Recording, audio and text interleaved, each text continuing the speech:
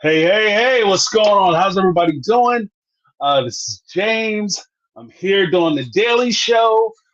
Just so everybody knows, today I'm going to be talking about trad wives and the impact that they have. There's positives and negatives to everything that we talk about and everything that we do. And I just wanted to make sure that I touch base with everybody with regard to that. As promised, I will be opening the floor for folks to be able to come up and let a player know what you guys are thinking on your minds. Just per usual, the things that I will ask, if I can find my notes, just to make sure that I hit everything. The thing that I will ask is that when I drop the link in the comment section, that you guys go ahead, get ready to give your take. The rules are pretty simple, straightforward. Make sure you follow YouTube's user guidelines. So don't say anything crazy or abusive or try to bully people or make fun of folks, that kind of thing. Let's keep it respectful. Don't say things to people's face that you wouldn't, don't say things online that you wouldn't say to people's face if they were sitting in a room with you. That's just general courtesy that we have. Like if you're a straightforward person, you would say it to somebody's face, then it is what it is. I want to try to bear down, like, I won't say absolutely positively no French, but let's try to keep it within like reasonable guidelines. Like, let's not go X-rated up and too crazy as far as the French is concerned, or the cussing, as they say down south. This is a conversation, not a debate. So don't come in hot, don't come in crazy. And by conversation, not a debate, I don't mean that you can't have disagreements with my opinion or you can't disagree with people in the chat or whatever the case may be. That's not what I'm saying. What I'm saying is that it's fine to have your opinion. I'm just asking that we make sure that we're respectful of other people's opinions. This is a platform where I encourage not only freedom of expression, but in that freedom of expression and our ability to be free to express ourselves, we have to allow other people to be free in expressing themselves and giving their point of view or perspective.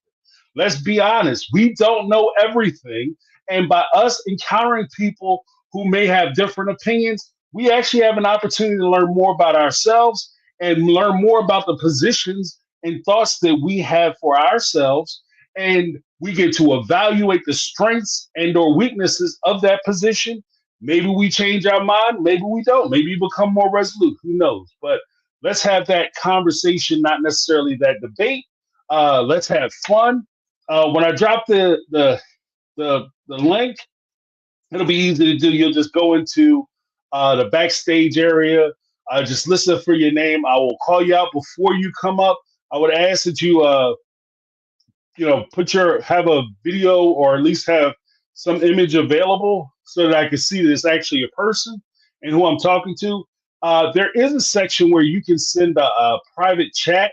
If you don't necessarily want to be online, that's fine. I can do it in a way where you're not necessarily appearing online, but I just need to be able to see you and bring you up.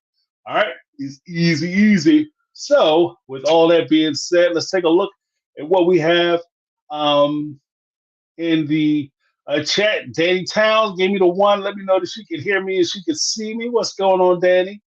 Been rocking with me 3 days straight. Mona Cat, what's up, Mama Cat?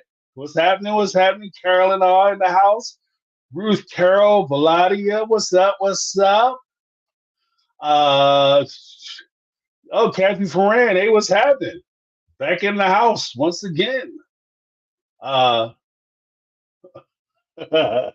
Sitting in the room without your glasses, I got you. The doctor's office. Michelle J in the house, what's happening? Uh, if you wouldn't say it in front of your grandma, good point. Um, yeah, so actually, guys, give me 2 seconds. I got to turn my fan on. It is hot up in here. It's a little crazy.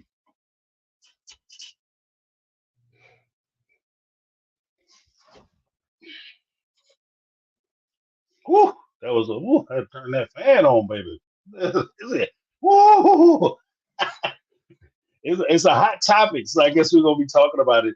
Trad wives is something that we've been seeing uh, on a lot of the stuff that's been going on. Now, the ironic part is is that there is a in one of the shows that I watch or review, Seeking Sister Wives, there is a gentleman by the name of Nick Davis, who is the opposite, I guess, of a trad wife.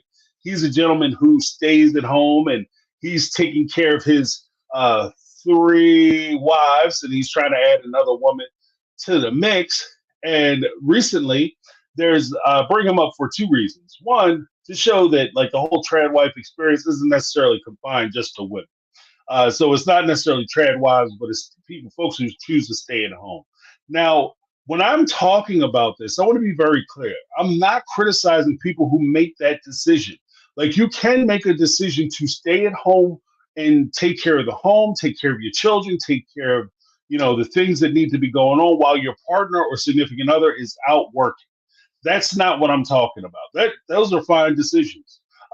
In some cases, those decisions may be needed per the family. What I'm talking about when I talk about the trad wife movement, particularly like for instance the person that I had on the thumbnail, or there's another young lady who is a model, and her husband is a model, and she talks about when I wake up in the morning, my children come and get me, and they arouse me from my sleep.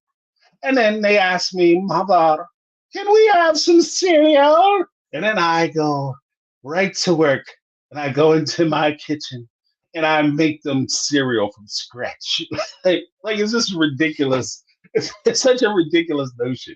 And they're pushing out this idea to these young ladies that in order for you to be happy in life, all you have to do is go out, get yourself a husband who's willing to take care of you or do for you, and you too could live the life of a trad wife, where you at home and all you do is bake fancy breads and make cereal from scratch and just do a whole bunch of unnecessary work. This really doesn't help your kids at all. This shows them that mom is a laborer, and it's a cute thing.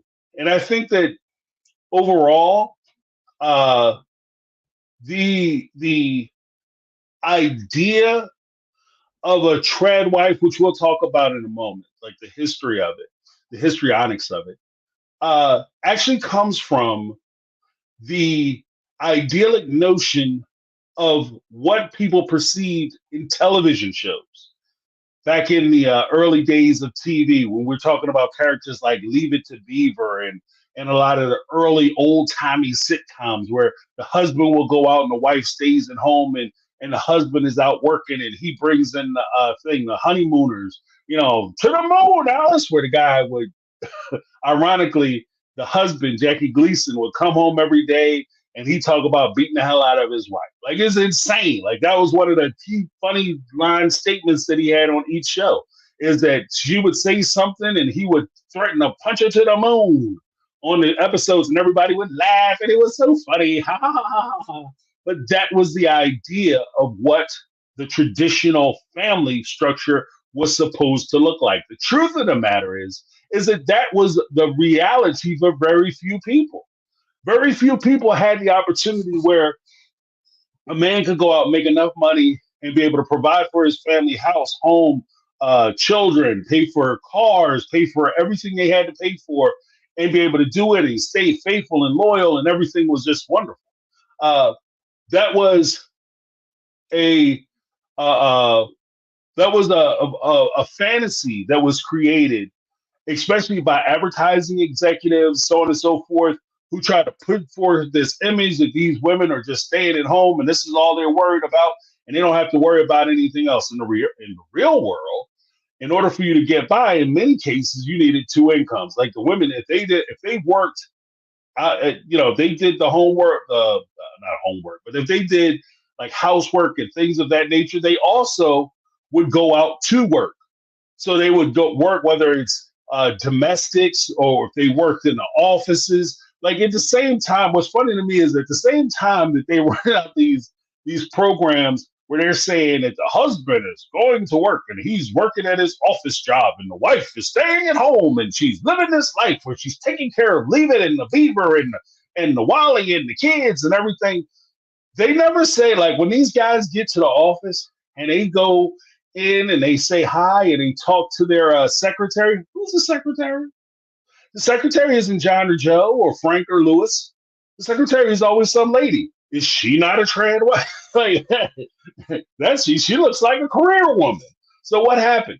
The difference is that we create these illusions of a time of yore. This is like every old person who wants to sit there and talk about how the young kids are so disrespectful and they don't respect their authorities and they don't respect their parents. And it's not like when I was little, but if you look at them when they were little, I mean, hell, now you say, well, the Generation Xers and the people after that, Generation Ys, this Generation Zs and all that. Oh, well, they don't respect their parents, not like we did. Are you kidding me? Generation X? Are you serious? You had ample respect for your parents? Yeah, there were things we wouldn't say to our parents because we knew that there was a different time and they could, do things to you in public. So, but there was not there. Well, we had our rebellious youths as well. People who are in older generations, the same generations that would complain about Generation Xers. This is the generation of the revolution, the sexual revolution generation. This is a generation that would do sit-ins. It was a generation that would do all kinds of stuff that will go against the hierarchy and essentially change the very foundation of how our country appears today. That was the youth of the time, but they would still sit there and complain about Generation X people, just like Generation X people complain about kids today. It just kind of is what it is. When you are looking back, it's easy to find that perfection. There's a illusion that I like to use in comparison to how we perfected the MILF, or not the MILF. That's a whole different other thing. I'm thinking about it because I want to do that possibly for the next show or show after. But there's a perfection that we put on for the trad wives where we look back and say that's how everybody lived their life, and we need to get back to that. That's the same illusion that we use when we talk about Westerns. If you listen to people talk about Westerns, everybody pretends that in these Westerns, they had a code of honor in the West. That if people disagreed with one another, they would go out and challenge each other to a duel in the street at high noon, and they would go pow, and there'd be a fair fight, and the fastest gun in the West would win, and that's how it was in the West. That's how it was in the West. It was like it is now. Nobody was trying to get hit with a stray. People did sneaky stuff. People weren't trying to lose. That's why you hear about so many like Billy the Kid, Jesse James. They got shot in the back. There's a reason why, right? It wasn't what we pretended to be. We see it in the movies and we pretended that's the way real life worked. It wasn't how real life worked. We see it in the movies that, Ward Cleaver would go to work every day and he would leave June at home and she would take care of the house and the kids, and it was perfection. And that's what we were used to.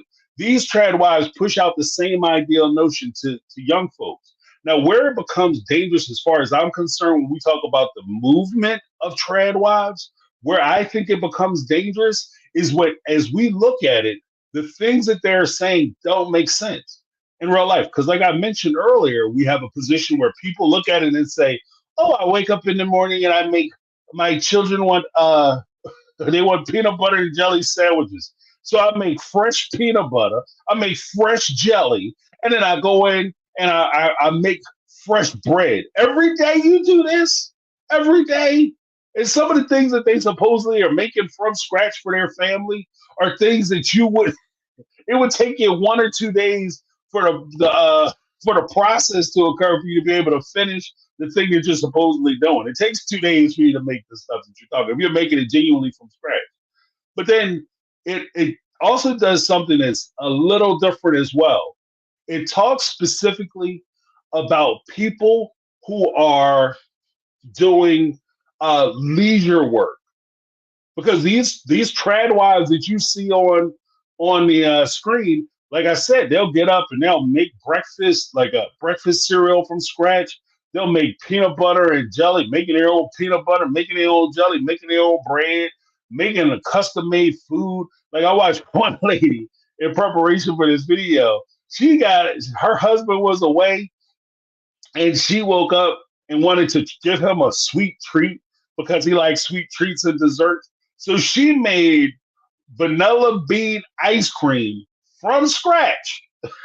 Then she made brownies from scratch so that her husband, when he came home, she could serve him a dish of this sweet treat dessert meal. And he sat there and loved it so much because it was so amazing. But what they don't show you, these same trad wives, they don't show you the dark sides of their decisions. And that's kind of what we're going to get into today. So what they don't show you is they show you like, oh, okay, yeah, I have the time to make all this stuff. So if you have two, three, four kids, there's no way in the world you're going unless you get up at like 4 or 5 o'clock in the morning and you don't sleep. You must sleep upside down like a bat in your closet. Because there's no way in the world you have enough time to be able to make bread, make peanut butter and jelly, and take care of your kids and prepare your husband's fresh breakfast and his fresh coffee before he leaves the house and have all that done. And then you prepare his lunch so that he won't have to cook if he's out or if he wants something else. He has that available. And then you start immediately on dinner to get the dinner perfect, then the housework that you have to do and take care of the kids and do all these things. You just don't have enough time. What they don't show you is these women, they never show you these women scrubbing up toilets. They never show you these women washing windows. They never show you them vacuuming floors, or if they doing laundry. Like it's not sometimes like with half these guys, I wouldn't be surprised if they in there, they having to scrub them drawers out. You know what I mean? Like this mother must have hit a deer. What the hell? Take some time, man. Like you're a grown ass man, Doc. Don't no job is complete until the paperwork is done, homeboy. Like take some time and take care of yourself. You need a bidet at the crib. Like, you know what I mean? They never show you that stuff. They never show you that. And that's like the downsides of it. Of course, when we talk about like trad wives, and one of the videos that I pulled up is actually a young lady, and when I watched it, she's actually the inspiration for me to do this particular live, is because she talked about how she was in this relationship. And as we talk about these types of relationships, there is one thing that you always have to keep in mind. These ladies pretend, much like the echo of the manosphere, which will probably be something that I cover next week, either talking about Andrew Tate, Tater Tot, or who kind of became the de facto leader of the manosphere, or some of the other guys, or I'll just talk about it in general. I'm not sure how I want to approach it, but next week I'll talk about the manosphere because the guys can get it too. But the manosphere have pushed this idea of the trad wife.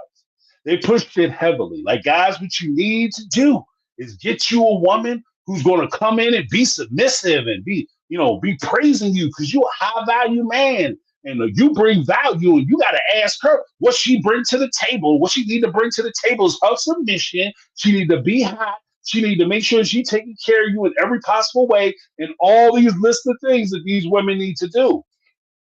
But the ironic part about it is that we talk about these things and all these things that these women need to do. They need to be good looking. They need to be fit. They need to be in shape. The house needs to be perfect. They need to be dressed up like, something out of a 1950s film or TV show. That's how they need to carry themselves. They need to take care of the kids, give you as many kids as you want. When you come home, they need to shut up, make you something to eat, and take care of their business. And that's what they present them as. But the downside to that is you're creating a class of people who are wholly reliant on another group of folks. They aren't independent. They can't provide for themselves or take care of themselves. They can't be in a situation where if something were to happen to their relationship, they would be in trouble. And the sad part about it is we can go, what happens if one of these people were to die or leave the situation? What if they fall out of love with you? What if, they wake up one day like, you know what? The secretary is looking nice and she's not married. And ironically enough, she has a lot going on for herself. She doesn't rely on anybody. She's independent, and I find that attractive. So all of a sudden, the same guy who was insisting that his wife be a traditional stay-at-home wife the woman that he leaves your ass for be the woman who has a job and a degree and so much in common with him, so on and so forth. And then you're left with nothing. Now, there's also the point of, like I said, what if the person that you're in love with, they love you back and something happens to them? Story time. Okay, I like it. Uh, Watch me do this. Just say, these women are powerful, not controlled. Okay, that's a perspective. If you want to state that on the thing, when I drop it in the link, you can come on up. Love difference of opinion. Story time. There was a young lady I knew, and I've talked about her before. It was a couple. They had 6 children. When I had my first home, they lived down the street, and this guy, he was a good guy. He would go to work every day. This guy, he worked construction. He'd go to work every day, 6 kids. She stayed home with the kids. He was taking care of his business. He was providing for them. Everything was lovely. They had an awesome life and lifestyle. The thing is, one day he went to work, and while he was at work, a hammer had fallen off the scaffolding above him, and it fell on his head and killed him on the spot. It unalived him. I don't know if I can say the K word, but it unalived him on the spot. Boom, he was gone. So one minute you had a guy who was taking care of his family. Next minute he's gone. Now that puts the wife in a very precarious situation because she still has 6 kids that she has to take care of. The bills still come in, whether you have a grievance or not, whether you're grieving the loss of a partner or not. You know, Pico or the gas company wants their money. You know what I mean? Con Ed, they want their money today. When that bill comes in, they want their money. Oh, I don't understand my husband. I don't care. The mortgage people, I don't care. And even if you say, but James, she could go out and she could apply for a job, depending on how long she's been out of the workforce, depending on what she's qualified for, what her qualifications are, and what her standing is. Depends on what kind of salary she'll get. And the salary that she gets, will it be equal to or rival to the salary that her husband had? Again, it depends on how long she's been out of work. And in some cases, depends on what education she has, and or it depends on the type or field that her experience falls in. Like if you're in IT, if you're in any type of computer field, if you're out of that field for more than 5 years, your experience is null and void. It's over. It's done data. So you have that. In addition, like even if you could start work, let's pretend that she has the skills, the education, she has whatever experience, she could start work today. Husband passed away this morning, 9 o'clock. She got a job at 12:05, right? A job immediately. Got a job in the emergency room. Still got to wait 2 weeks before she gets her first check. Got to have one in the hole before you get your next check. And even then, you might not get a full check. So there's always kind of that delay and that kind of issue that you'll be dealing with. So there are a lot of drawbacks and a lot of situations. And one, as I'll be displaying one of the folks that I think is very relevant to, and it had a very poignant position with her assessment. As she explained it, her entire life and lifestyle was based upon the person that she's in a relationship with still finding her attractive, still wanting to be with her, still wanting to have that relationship with her. And that to me is crazy. Like your entire life and lifestyle is based on the fact that this guy wants to screw you. And then the second he no longer finds you attractive, then he can jeopardize or destroy your life and lifestyle.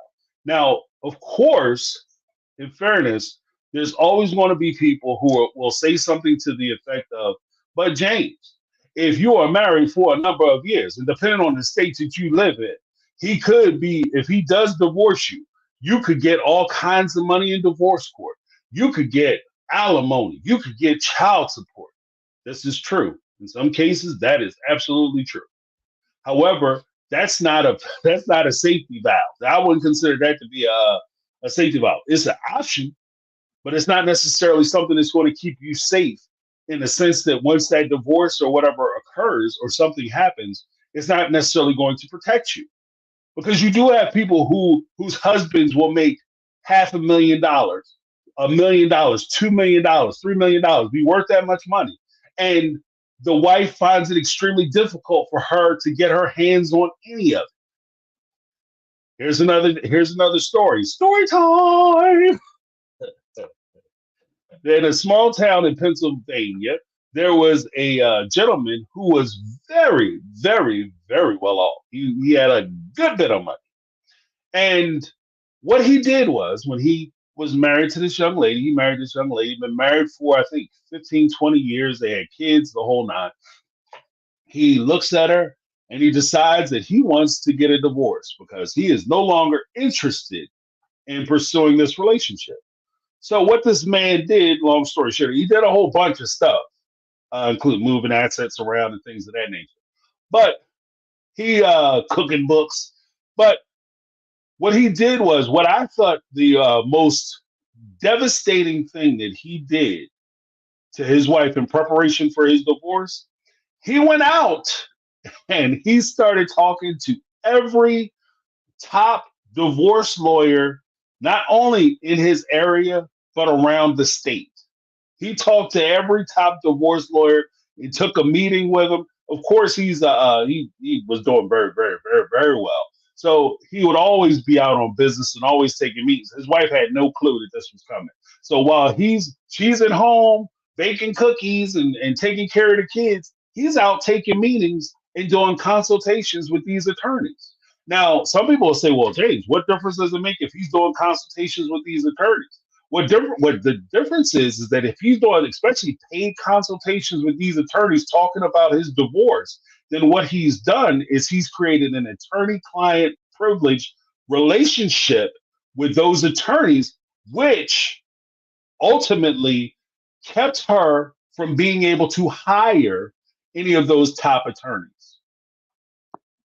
Now you could say, well, James, you could go to a different state. Yeah, you could, but who they gonna work with? And then how much money, by the time he got finished moving that money around, there wasn't a whole lot of money for her to be able to dig into and pay for any of these lawyers. And he went in front of a judge. I know there was at least last time I was checking with the person I know who was dealing with this case. Last time I was checking, they went several times. She went several times in front of a judge complaining that he went to these top attorneys. The judges were like, "There's nothing we can do about it. There's an attorney-client relationship." And well, what we need to know how much they got into it, how much they talk about. He told them everything. The attorneys would get up like, "We've had significant conversations. I gave them my evaluation on the case, so technically, you know, a Chinese wall. That's what they call it. The Chinese wall will not suffice within the law firm or for the advice or us being able to take her on as a client. So she was barred from being able to go get these attorneys, these high-priced attorneys. It can become, especially the more money they have, the more treacherous the situation becomes because the more opportunities they have to be able to try to trick you and slick you out of their money. So that's one of the things that I want to talk about. Let me see.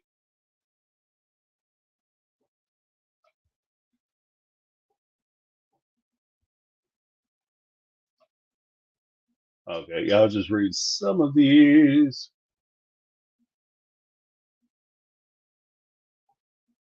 Yeah. Oh, that's a good point. Resident Milk. I'm just kind of going through Resident Milk. I just got the name. All right. Just hit me like a ton of bricks. Got your Resident Milk. A lot of them get sucked into MLMs because they see it as a way to stay at home and make money, and then it ruins them financially and or socially. Yeah, it does. And that's one of the things too is that um, some of the folks who wind up staying at home, and I think you guys might be referring to a lot of this is targeted towards a lot of the Mormons, because a lot of the influencers who are peddling the tradwife movement are from the Mormon community, and they do get tied into uh, MLMs as a way for them to try to create some kind of financial security for themselves. And for me, one of the big drawbacks, and then I'll get into the video, and then we can start with the we can post the call in so you guys can start getting your stuff in if you want to do that. But one of the things that I always look at is when people give you advice, you have to pay attention to the people who are giving you that advice, right? If these ladies are sitting there telling you, you know, being a stay-at-home mom is the most craziest thing, and I love my husband because he's the ultimate provider, and he's taking care of me. You need to find a good man who's going to provide for you. You need to take a look at her situation because in these cases, these women have a gentleman who is taking care of them supposedly, but they also have a social media career, which is providing them millions of dollars potentially. And in some cases, these folks are doing very well financially for themselves. And so they may be taking care of their kids, but they also may be able to take care of their kids in the form of being able to hire help because while they're shooting their YouTube videos, they have the time to get dressed up, made up, to go in and make film themselves making cereal. They have somebody that they're paying taking care of their kids, keeping them out of their hair so that they can not only shoot that video, but they can edit that video and then do the thumbnails and market that video and everything that they need to do. So they're making a good amount of money. They have brand deals, et cetera, et cetera. So the advice that they're necessarily giving you isn't the advice that they are taking for themselves. One of the things that I will show, just trying to read through some of these because I want to make sure I'm not missing anything. Lizzie, be in the house. What's happening? Uh-oh. Did that not work? Hold on 1 second. Oh, here we go.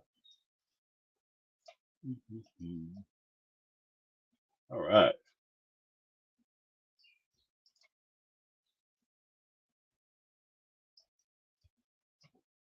Okay. Let's see. Mama Celeste. My ex-wife was a trad wife, but hurt her terribly when my son's legal rights came before her estate distribution. LOL. Wow. Was a trad wife. Hurt her terribly when my son's legal rights came before her estate distribution. Ex's wife. Oh, okay.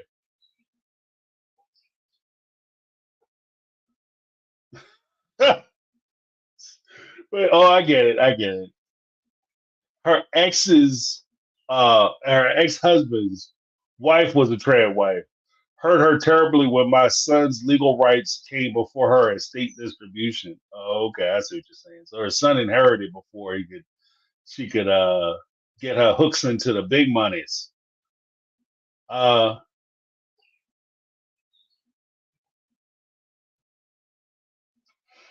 one of the things that I did want to talk, especially talking about that, if you are considering, and again, I'm not necessarily bashing or saying that this is something you should absolutely positively not do. Um, the first thing that I would say is that from my perspective, the way that I've raised my daughter, and when I've talked to people about this before, is just simply something that has been kicked around. I didn't create this myself, it's something kicked around uh, my communities, the communities I've lived in for decades and generations. A man is not a plan. That's not something that you don't rely on anybody to take care of you. The only man gonna take care of you is your daddy. In some cases, maybe not even your daddy, but a man isn't a plan. So you want to make sure that you're able to CYA, cover your own ass. That's what CYA is. So you want to have that in place. Now, in part of that, if you are interested in pursuing the trad wife, or what they call a trad wife, stay at home mom, homemaker, et cetera, please recognize the fact that you are working. It's not a situation where he goes out to work and you just simply stay at home on vacation. You are working too. And because you're working like any employee, you have to have things in place that if you lose your job, you are about to lose your job. You are about to lose your job. If you lose your job, you'll be able to take care of yourself. You want to have some kind of protection for yourself. There's nobody, because that's one of the funniest things to me is that especially as I listen to guys on the manosphere, got people who do the trad wife stuff. and I've been doing research for this video, I've never heard anybody make the argument that men should take on positions or jobs or expose themselves financially to somebody else based on how they look or how they treat them or how they are in this relationship, how they perform in a relationship. I've never heard anybody say that to a man. I've never heard somebody come out and say to dude, what you need to do is you need to get yourself a woman and put your bank account in her name, and depending on whether she likes you or not, or whether she wants to be with you or not, or give her your 401k or retirement plan or pension plan, you need to give that all to her. And in the case that your relationship doesn't work out, then you walk away with nothing. If you neglect her or you don't give her the things that she wants, or you don't live up to her expectations of what she believes a husband is, then you wind up with nothing. I've never heard anybody say that to a dude, but that's a lot of times what people are saying to these young ladies. So in order for them to be able to protect themselves, what they need to do is they need to start looking into prenuptial agreements. I know that that's something that is pushed out a lot of times when you're talking about guys who are making this exorbitant amount of money and they need to protect themselves. You're an NBA player, you playing for the NFL, the NHL, the Baseball Association, and you know what I mean? You playing for them, you need to be able to get them contracts because you're going to be worth millions of dollars and you don't want her to take half. So you need to protect yourself. Prenuptial agreements don't just protect the rich guy. They also protect the person who's marrying that rich person. They can protect both of you.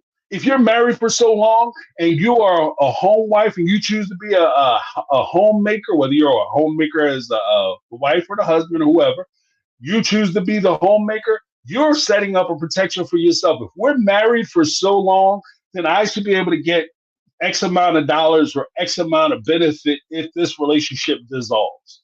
If I have so many of your kids, or if you're in a situation where you are giving up your professional achievements and or opportunities or desires and goals, you're giving that up so that you can stay at home and take care of the household, then you should be ensured that as they build a business, you get a part of their business. When they buy homes or take out loans, your name should be on those homes, on those loans. Your name should appear on their bank accounts and everything else so that you can get your fair distribution if the relationship comes apart.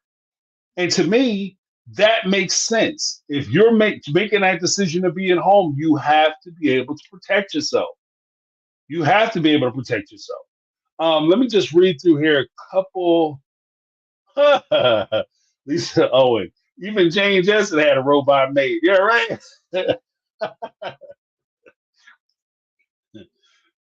Hell, Wilma had Betty. So looking for a sugar daddy. Yeah, and there's a delineation from that too. Hold on a second. Let me Michelle Page. Traditional wives is fine if you choose to, but doesn't that mean the men that expect that should also stick to traditional expectations for men? That's an excellent point.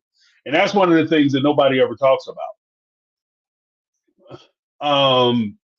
That's one of the things that nobody ever talks about. Is that when push them down the shove, that these guys, especially the ones that I've seen and come across on social media, and for those who are here from Sister Wives, a lot of the Manosphere folks that Cody Brown was quoting or listening to, they always talk about what these women need to be doing.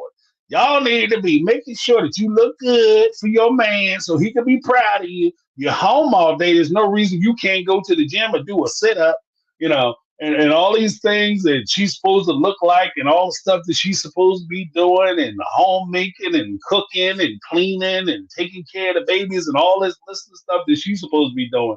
But meanwhile, there was just did Sister Lives yesterday with Sarah and Amanda, Reality Squad and Reality Amanda yesterday, and we reviewed the episode where the iconic Sister Wives episode where the wives were going up to Miami. Cody was stayed at home with one of the other wives and one of the kids.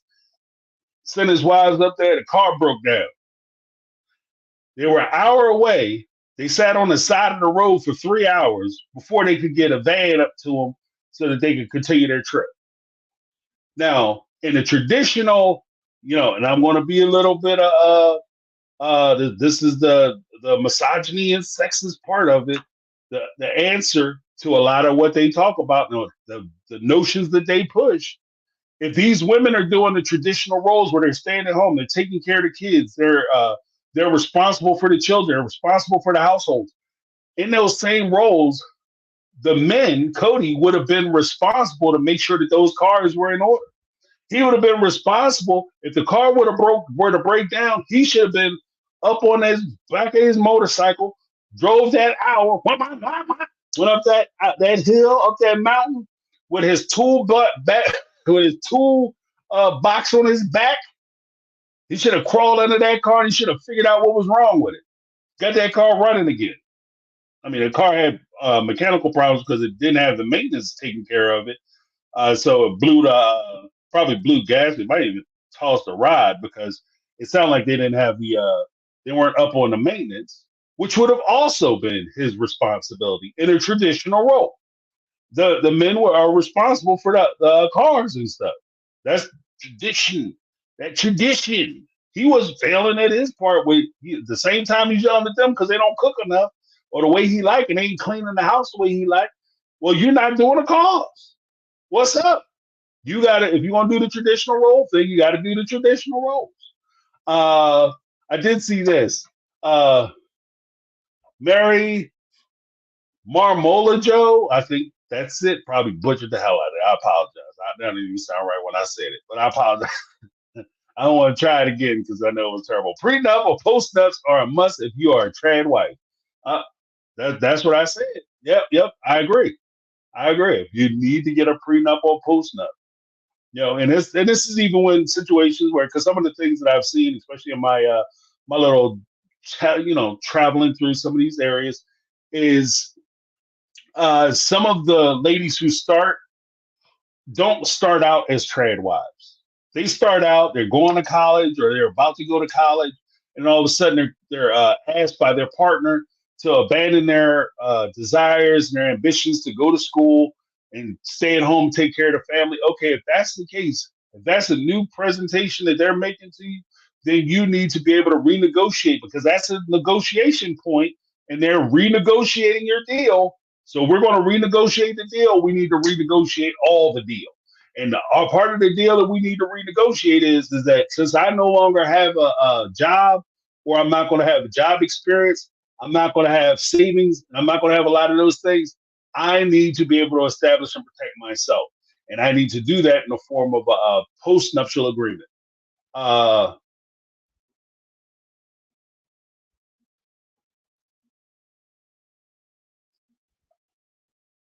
Let me see, just make sure. Oh, Stella Dora said, Cody's only responsible for his old convertible. Yeah, right. Like, my car ain't breaking down. I'm fine. Let me see. Uh, okay.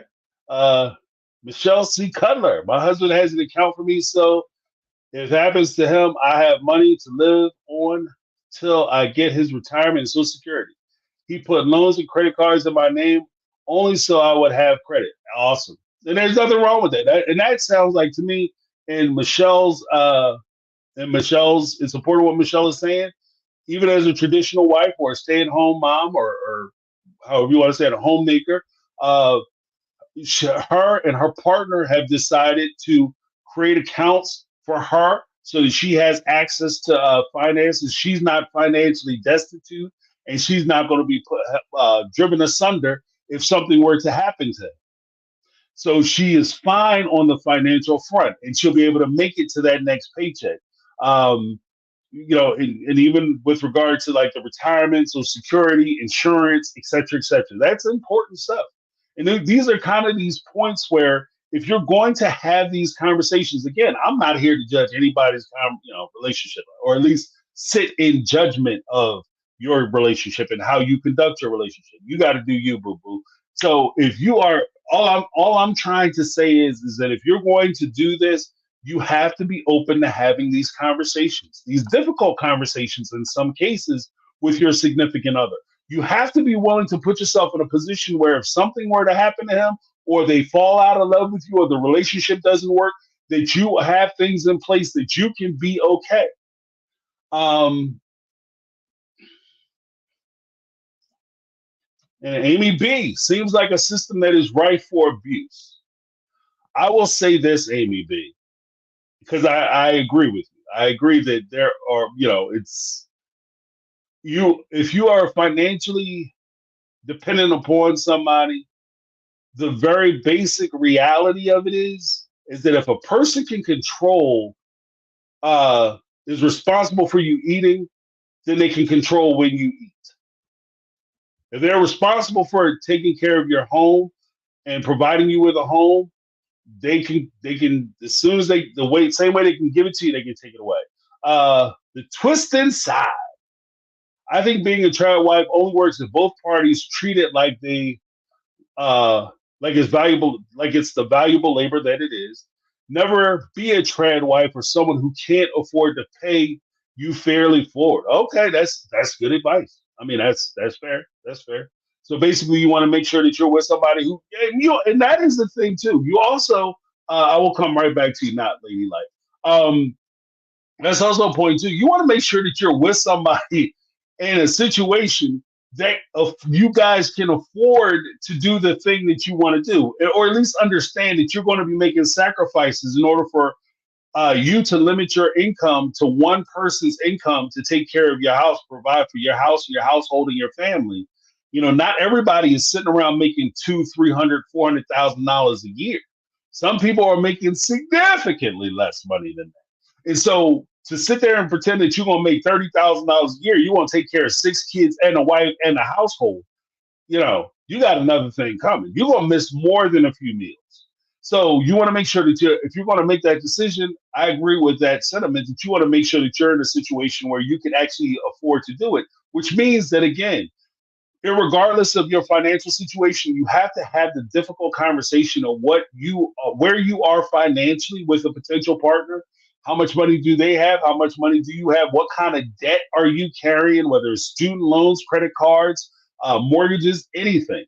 What kind of debt am I going to incur by being with you and marrying you? You want to have that kind of idea. You also want to try to have an idea as to what type of spender they are. Are they a thrift spender? Are they a person who looks for deals, cut out coupons or try to find that deal? Or are they somebody who does, when they go and order something in the store, they just hand the person their credit card without looking at even the total. Before they put the total up on the screen, they hand them the credit card. Here you go, put it on that. So you want to make sure that you're with somebody who's going to be financially responsible, especially if that person is not only going to be financially responsible for the bills, but they're going to be financially responsible for you. So you want to make sure that you're putting your life in the hands of a good steward, as they say. Not ladylike. My mom was much younger than dad and set everything up for him to die first. When she passed, he acted like I need to cut and season his food like mom. Suddenly he can adult because I refuse. So cringe. Yeah, sometimes it's like that. And that actually touches on, that's a good point, not ladylike. That's also a good point. When you engage in some of these relationships, you also have to recognize the fact that if you are the home caretaker, one of the things that somebody had mentioned earlier, you want to make sure that you have that mutual respect, because one of the funny things to me is that you could find yourself in a situation where you're with somebody and this guy, he typically is a guy, so it's trad wife, the traditional husband. So you're in a situation where this guy works 5 days a week, Monday through Friday, say, and from his office hours are 9 to 5.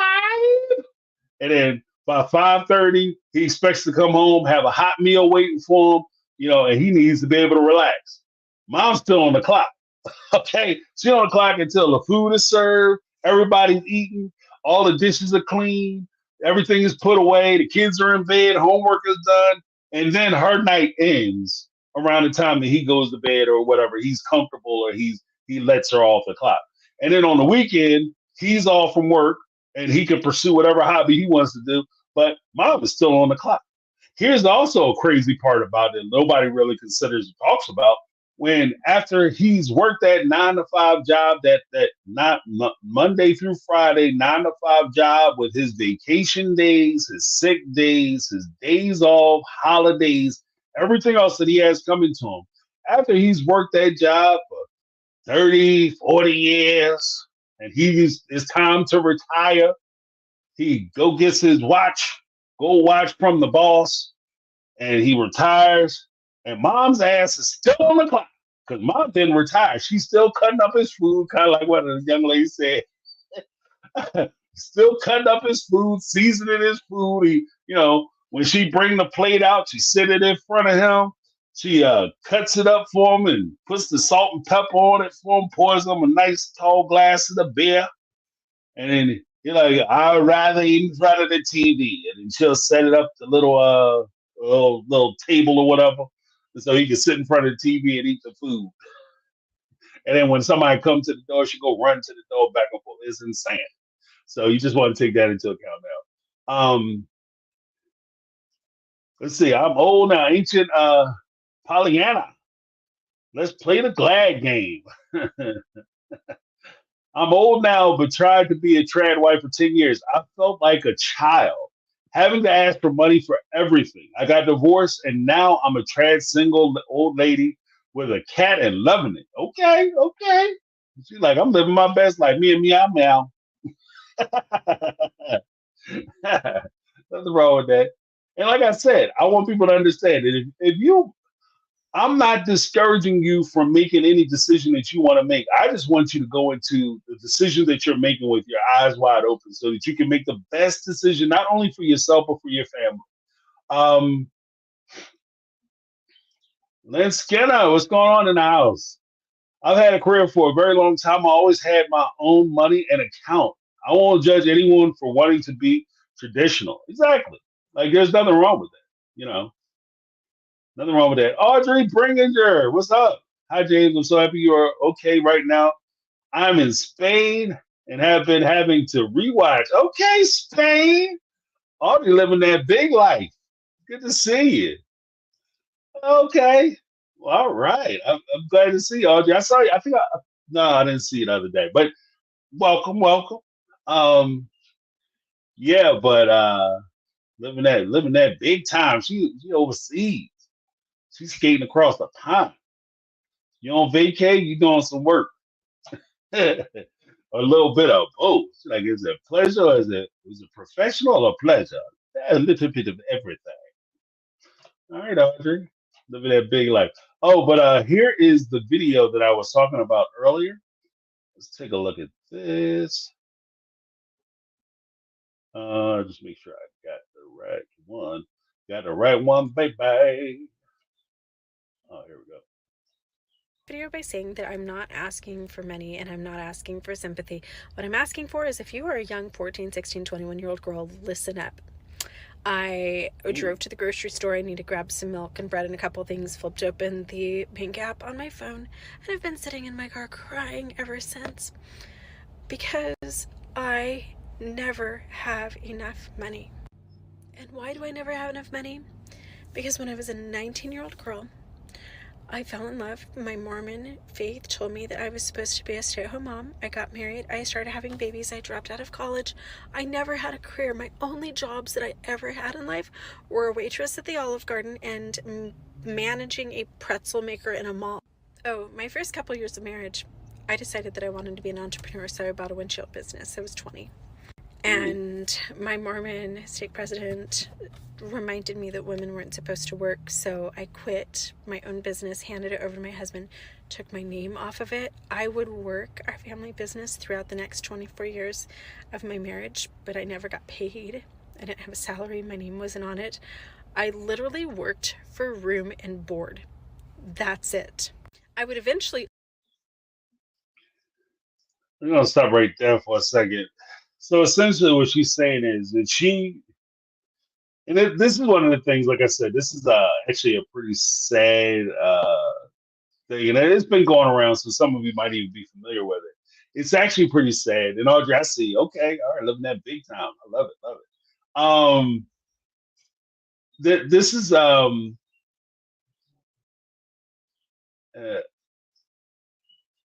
one of the craziest things to me is that she started a business out of like 20 years old, freshly married. She started a business.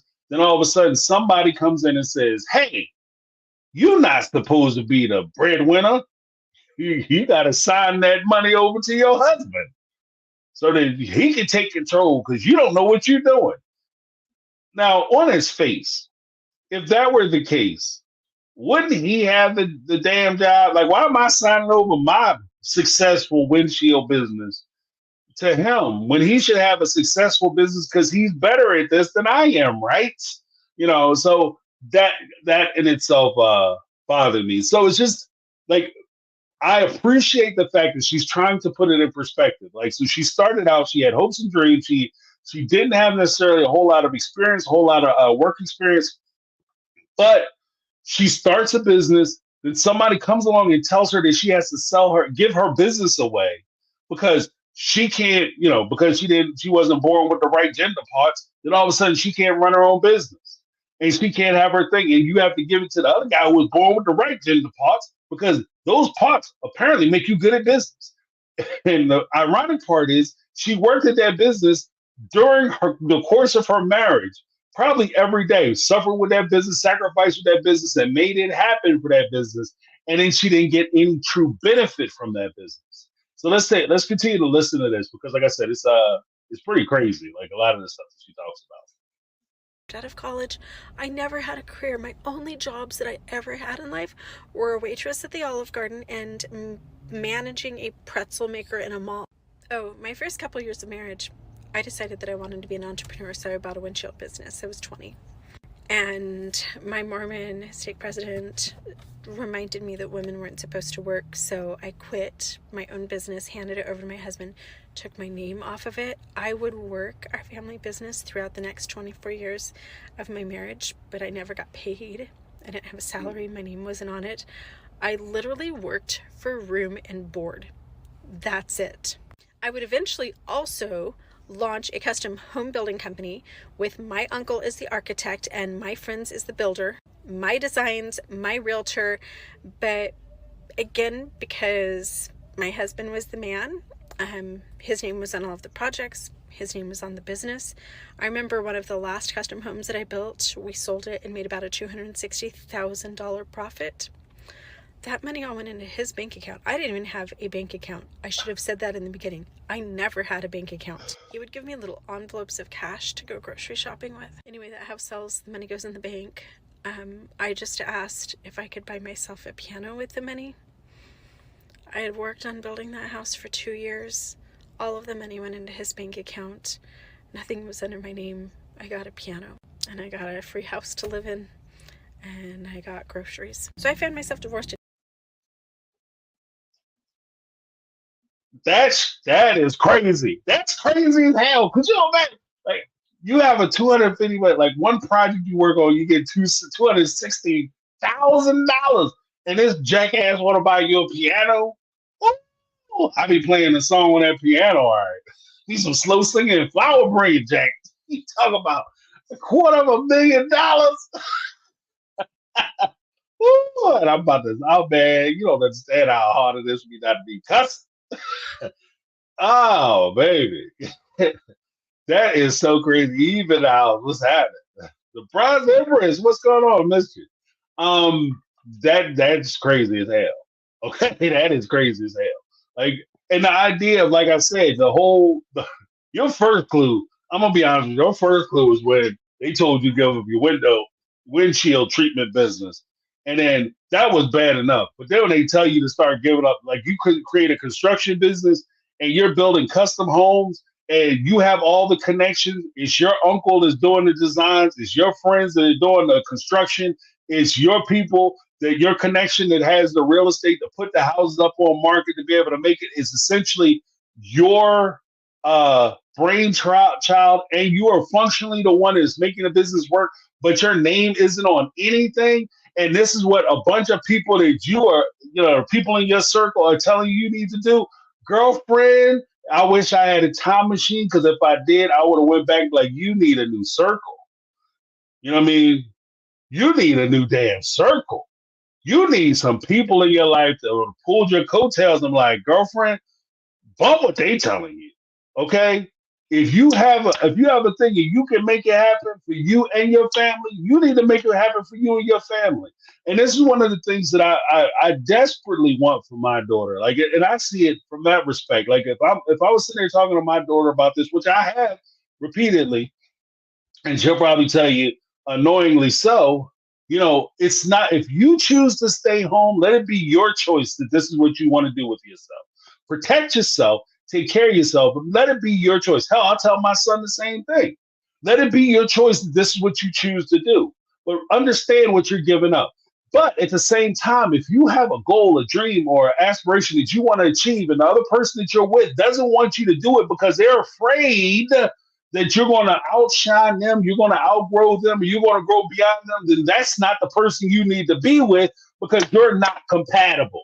You're not compatible because the person that you want to be with should want to accentuate your life, want you to be more of who you are, not less of who you are.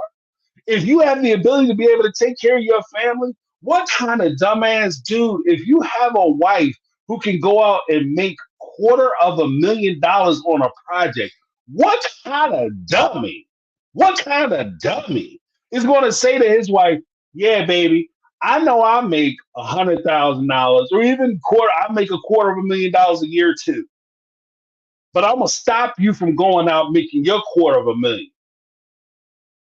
Because my thing would be, dude, you can't do math. You can't do math.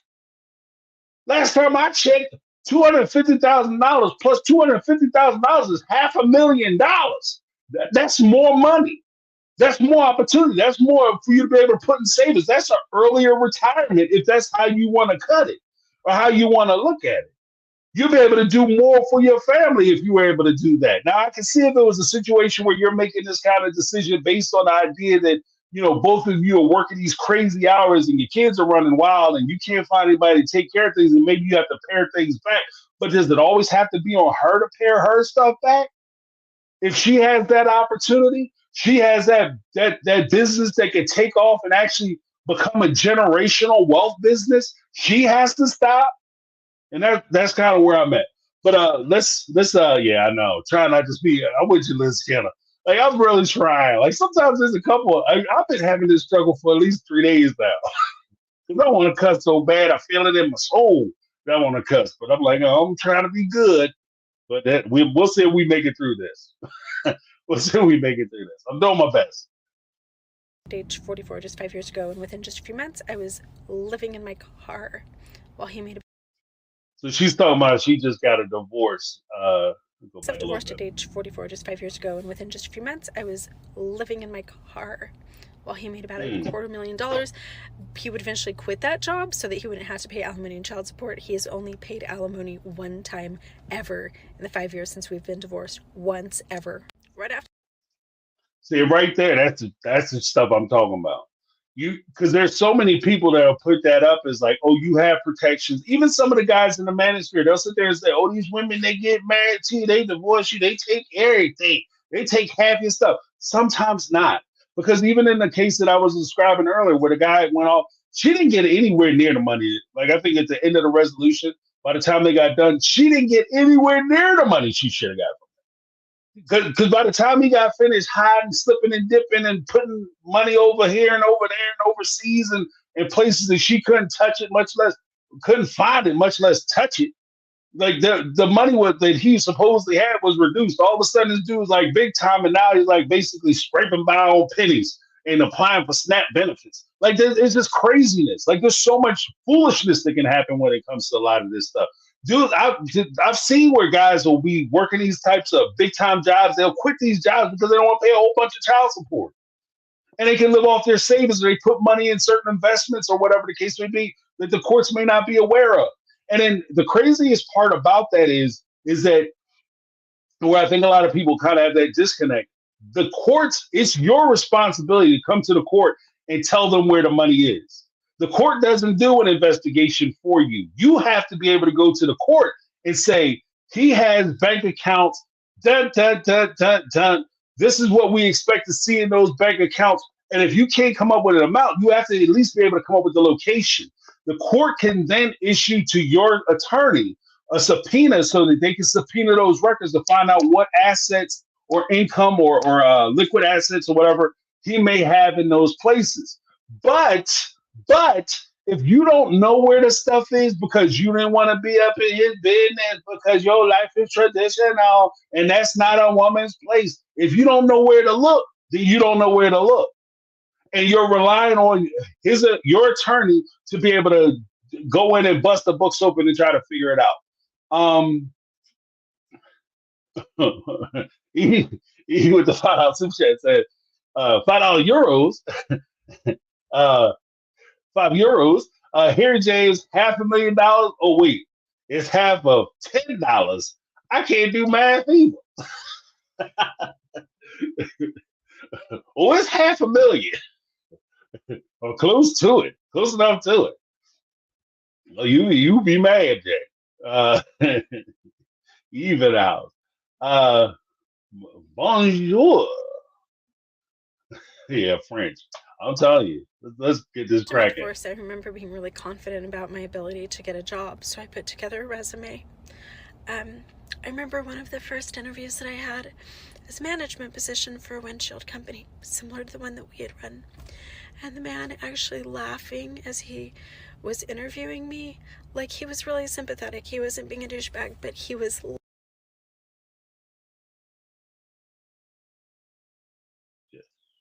He was being a douchebag. One, two. If you caught it, she said a windshield company like the one she started, like the one we had. That's the windshield company she started when she was 20 damn years old. And this man is now sitting there laughing at her because she's applying for a job at a windshield company similar to the one she started when she was 20 years old. This, that's what I'm talking about. This stuff is rough, man. It can get rough. It can get gritty. Laughing. And he's like, so let me get this straight. You helped manage your family windshield business with your husband, but you were mostly a stay-at-home mom, and all you did was like the marketing and the hiring, firing, and some of the strategy for the business. But it became really apparent that I needed so many more skills to have any type of management job. I couldn't even like work the basic computers. He told me in the interview, please don't apply for any more jobs like this. You are not qualified at all. You're not capable of doing this unless you go back to school and get your degree or get some different experience. And so I ended up That's also a weird thing too, because I respect the idea. Trust me, when I have a few degrees in places, but when I say that, I say all that to say this: education is a great and wondrous thing. Like my parents pushed education on us hard and heavy because they come from that generation. Education is something they can never take from you, so they always pushed education on us. The thing is that sometimes I'm very skeptical of certain positions that people will say you need to have an education in order to do this type of job. Because a lot of times you don't need an education. You don't need a formalized education in order to do that particular job. The job that she was applying for was a business that she started when she was 20 years old, that she was a part of her entire time she was married. She doesn't need to go to college, damn DeVry or Harvard University in order to get a degree so she can do the job that she was doing without a college degree for a business that she started when she was 20 years old.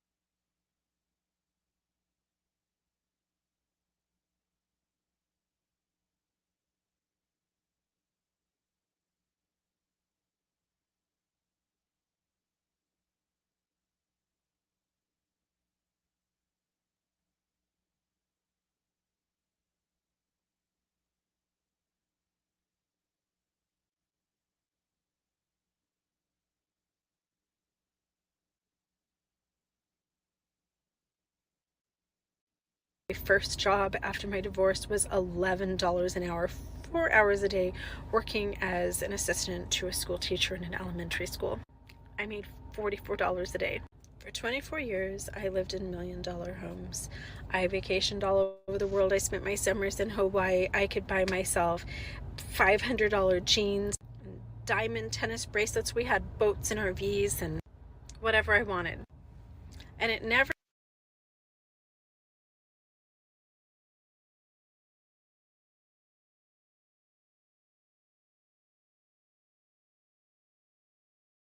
bothered me once that my elementary school, I made $44 a day.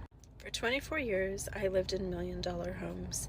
I vacationed all over the world. I spent my summers in Hawaii. I could buy myself $500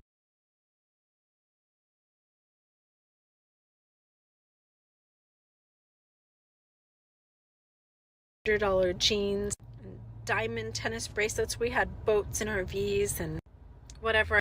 Some different experience. And so I ended up, my first job after my divorce was $11 an hour, 4 hours a day, working as an assistant to a school teacher in an elementary school. I made $44 a day. For 24 years, I lived in $1,000,000 homes. I vacationed all over the world. I spent my summers in Hawaii. I could buy myself $500 jeans, diamond tennis bracelets. We had boats and RVs and whatever I wanted. And it never bothered me once that my financial security was dependent on that man being in love with me.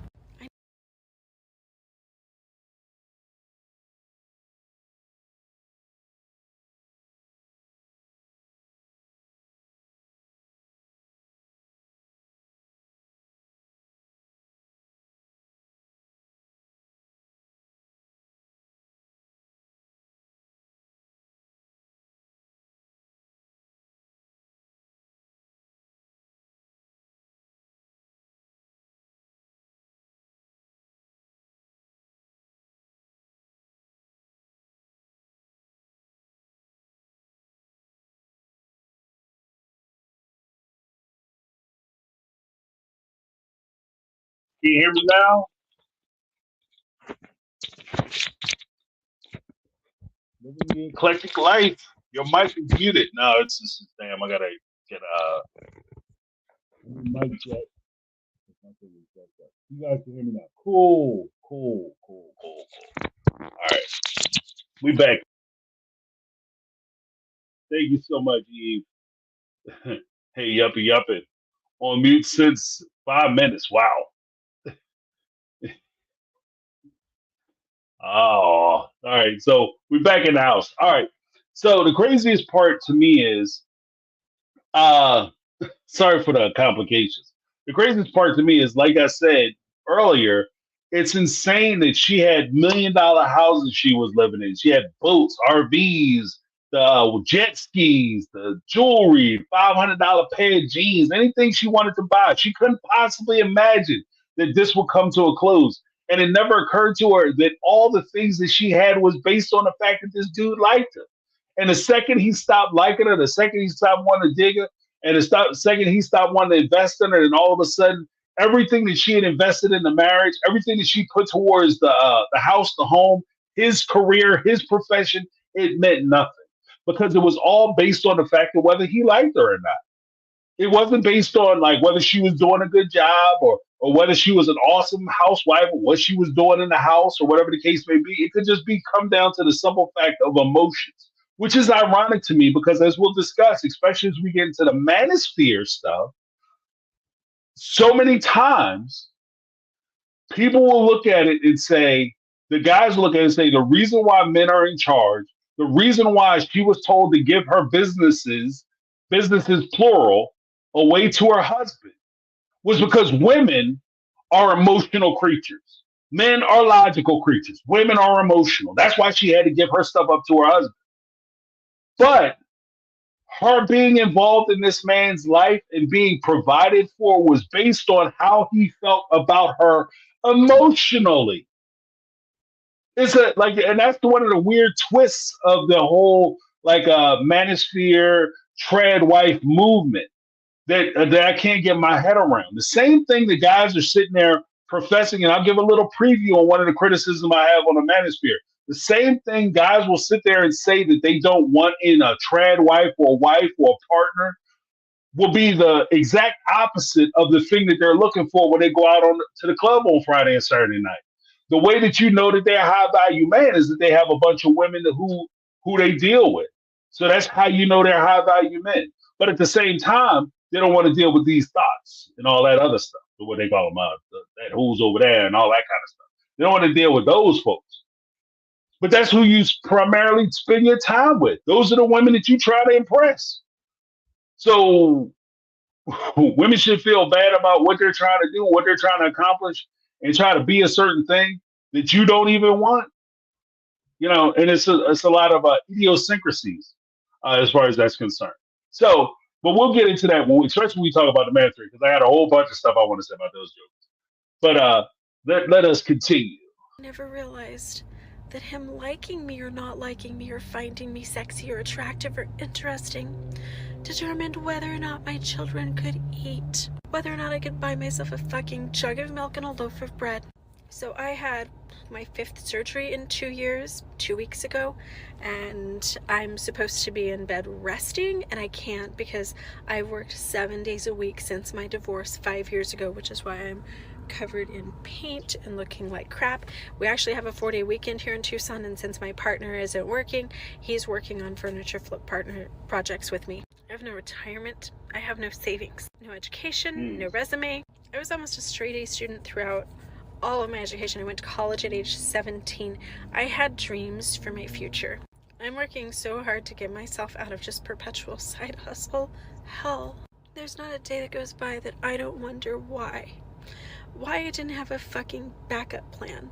Why my kids eating and having stability was dependent on a romantic relationship. Why nobody told me to put money in the bank. Why nobody told me, don't have babies until you have an education and some experience. Don't have so many kids. I wish somebody had told me to put my name on our vehicle loans and to put my name on our houses. I wish somebody had told me that it's okay to put those babies in daycare for a couple days a week and go to college and have a job. And I think I need to do an entire tradwife sequel, because you can be happy and rich and loving your life like Ballerina Farm until the guy walks out.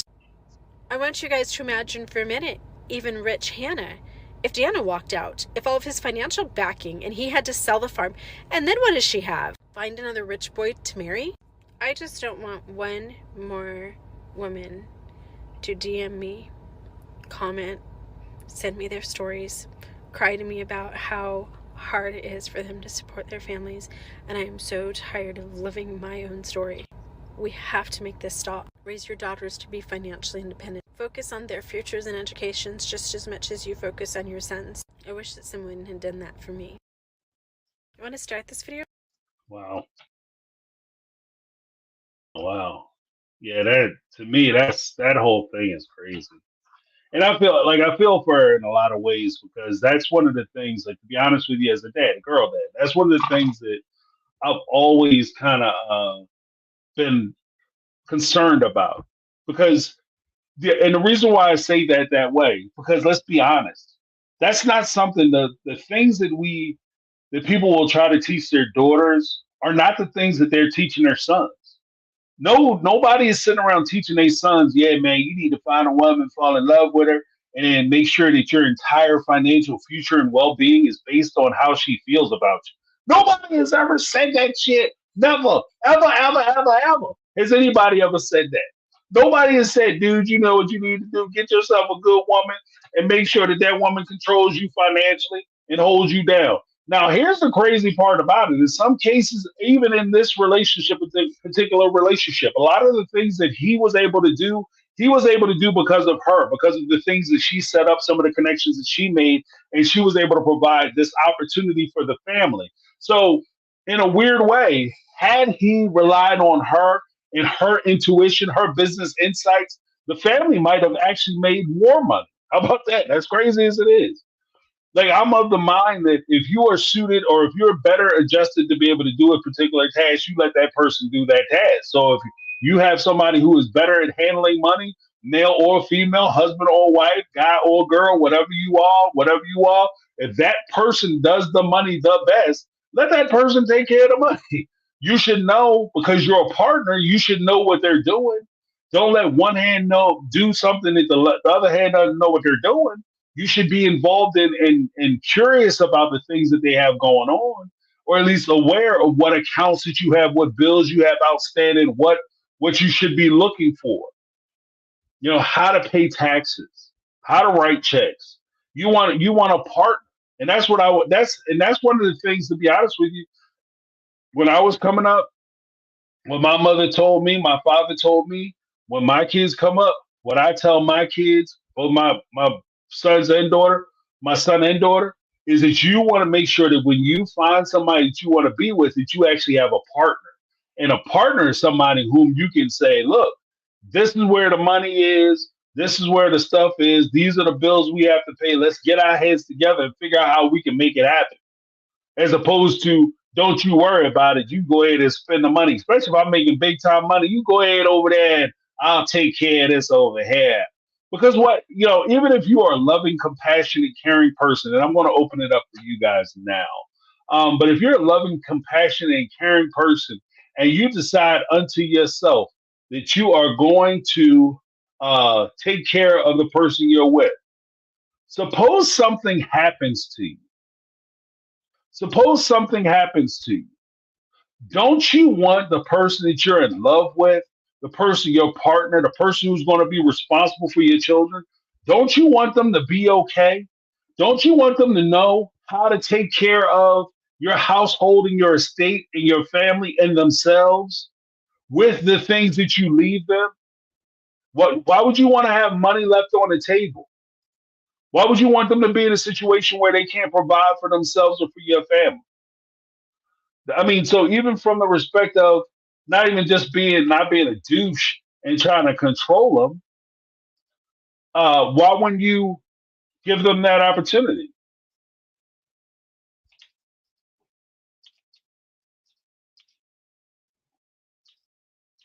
I'm going to send this off now. Oh, whoop. All right. So I'll post it. It should stick at the top. If you want to come up, here's the link. So just click that link, and then it'll put you in my thing.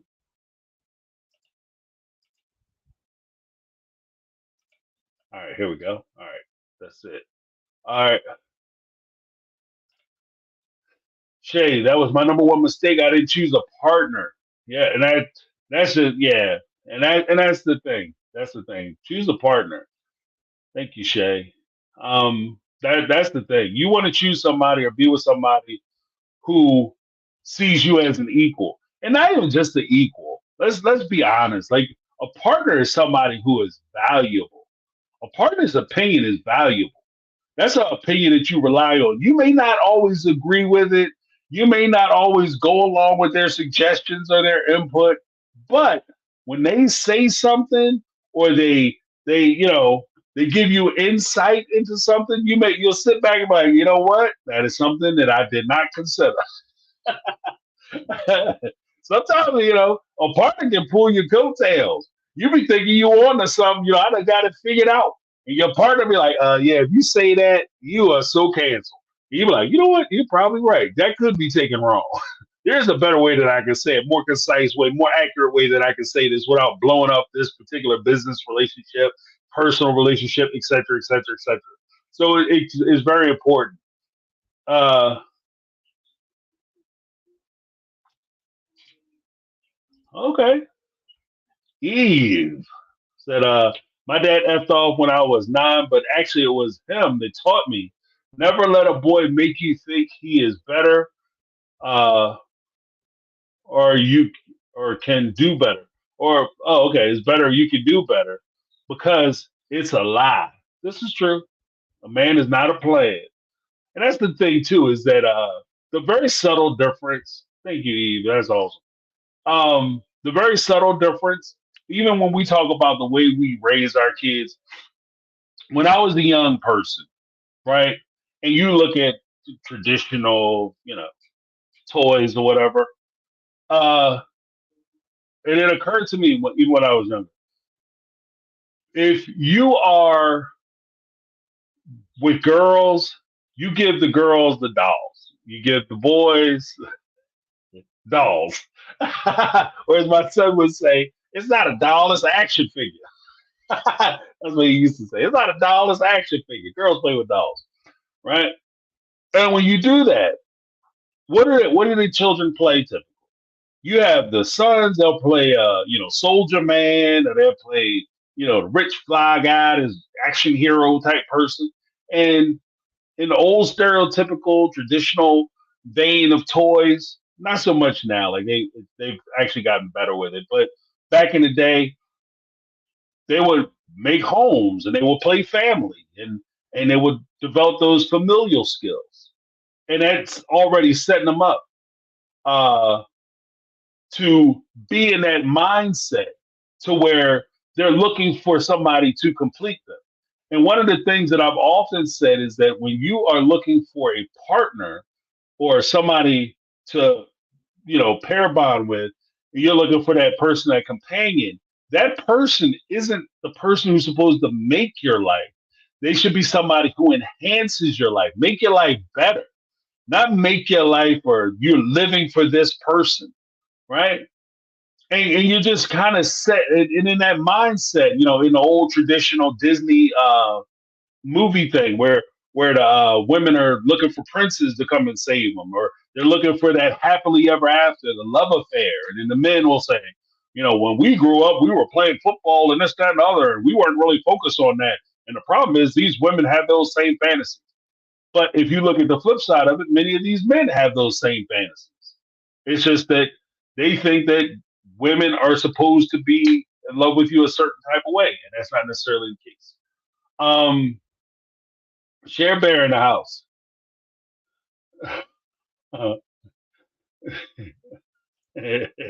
Said my son's action figures destroyed all the dolls because he just needed wrestler guys. That's what I'm saying. Like, it's such a weird thing. They're all dolls. Like, you know what I mean? Like, you don't really think about it. Like, it never really occurred to me either way. Because that's what they used to call when I was a kid. He'd be like, your guys. You know what I mean? Like, where your guys at? It'd be like the little boy dolls or whatever. But they're dolls. We didn't call them dolls. Like, it was just a weird thing. Girls play with dolls, But meanwhile, you hold like a GI Joe or Transformer or whatever. It is a doll. Like, it makes you feel better because you called it something different. I guess I don't know. It's such a weird thing. It's so weird. Uh, Audrey Bringinger said, "My dad told me never rely on any man. Best thing he ever taught me. Yeah, don't rely on them. Don't rely on them because things happen. You know, and uh, the sad thing is that you know as much as we like to think that uh, it's not fair, it's not right. People have the right to change their minds. You know, people have the right to change their minds. Just because you're in a relationship with somebody, you've been there, made sacrifices, etc., etc., etc. That doesn't entitle you to ownership of that person's hopes, dreams, imaginations, their heart, their soul. They can change their minds. They can decide they want something different. The wives can decide they want something different. Husbands can decide they want something different. So, kind of is what it is. Uh,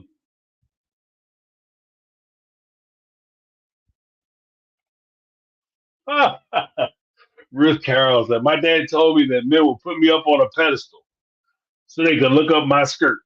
I never heard him put quite that way, but it's funny. And be careful. I think that's kind of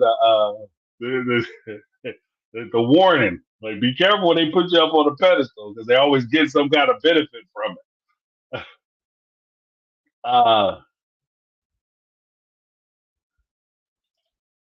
and that's the thing. Butterfly. My dad told me never put myself into a situation where I couldn't take care of myself financially. Yes, yes, and that's a weird thing too because that's one of the one of the big lessons I give actually both my kids because that really doesn't really have a gender thing or whatever. But it's guy, girl, son, daughter, doesn't make a difference. You always want to have yourself in a situation where you're able to provide for yourself. You go out to dinner, like I've always told my kids, if you go out to dinner, you want to go out with your friends, make sure you're able to pay your way. If you're not relying on anybody when you get there, you don't rely on anybody to get there. You don't rely on anybody to get home. You don't rely on anybody to pay your way in. Don't rely on anybody to be able to get you out. Just be able to take care of yourself. Look out for yourself. CYA, cover your own ass. Like make sure that you're able to take care of yourself. So that if something does go left, like you go out with a friend and something goes left or something goes horribly wrong, you can just say, you know what? I don't like how this is going. I'm out. And you can just take off and you don't have to, you're not beholden to anybody. You always have cash or some kind of money or whatever on you that you be able to either make a phone call or you're able to get your ass home. You know what I mean? And we'll figure it out from that. Uh, Danny Towns. It's sad because you decide. Oh, because if you decide to, your job is to stay at home and take care of the kids, husband and house. Why can't you have the security in that? You can, but you want to make sure you have you. In fairness, I think that you can. It's not just you relying on your previous agreement. In my perspective, I think that you have to take that next step to ensure your security because when anytime somebody talks about prenuptial agreements, it's always, well, you just act like we're gonna get divorced, you get a prenup. It doesn't instantaneously take it take create an environment for divorce. Just like I have cars and I have a house and that kind of stuff. I have insurance on all that. I don't expect that the day I pay my insurance that all of a sudden my car is going to start getting hit every time I go to the grocery store. Somebody going to run into the side of my car or my house going to burn down because I'm paying for house insurance. Okay, and if you have renters insurance, you don't expect people to break into your spot, right? You pay for these things because it's better to pay for it beforehand and take care of it beforehand. So if something does happen, you know that it's covered. If the best time to have these conversations about what if it doesn't work out, what if we break up, what do we do from that point forward, and you come up with that agreement. When we talk about prenuptial or postnuptial agreements, they can be anything. And when it makes sense to you or to me to have those agreements put in place when everybody has the best interest of the person that they want to be with in the forefront of their mind, when everybody is agreeing and everybody is getting along, and now is the time when everybody, I will never leave you. I don't ever want to see you in pain. So therefore, I'm gonna do what I can to protect you and make sure that you're taken care of, as opposed to waiting for the relationship to dissolve and break up, and then you try to figure out who's getting the house. Because you could have three or four houses, and the guy or the young lady or the other person may look at you and say, I don't want you to have a box. I don't want you to have a freezer box. Your refrigerator box is too big. I want you to walk out there with the clothes on your back from 10 years ago. None of that new stuff. You ain't walking out here with none of them furs and jewels. But you had them 10-year-old clothes with the holes in the knees. That's what I want you walking out of here with. When you're angry with each other, that's not the time to have that separation agreement. The time to do that is before there's a problem, early on. If this is a decision that you're making as a family, where you say, because that's part of the conversation, isn't it? And I'm not, criticizing, but I'm just merely throwing out suggestions. I'm merely thinking, brainstorming. But if you're having that conversation and you're talking about who's going to stay home and who's going to work, and if one of you going to work, one of you going to stay home, that's a financial conversation.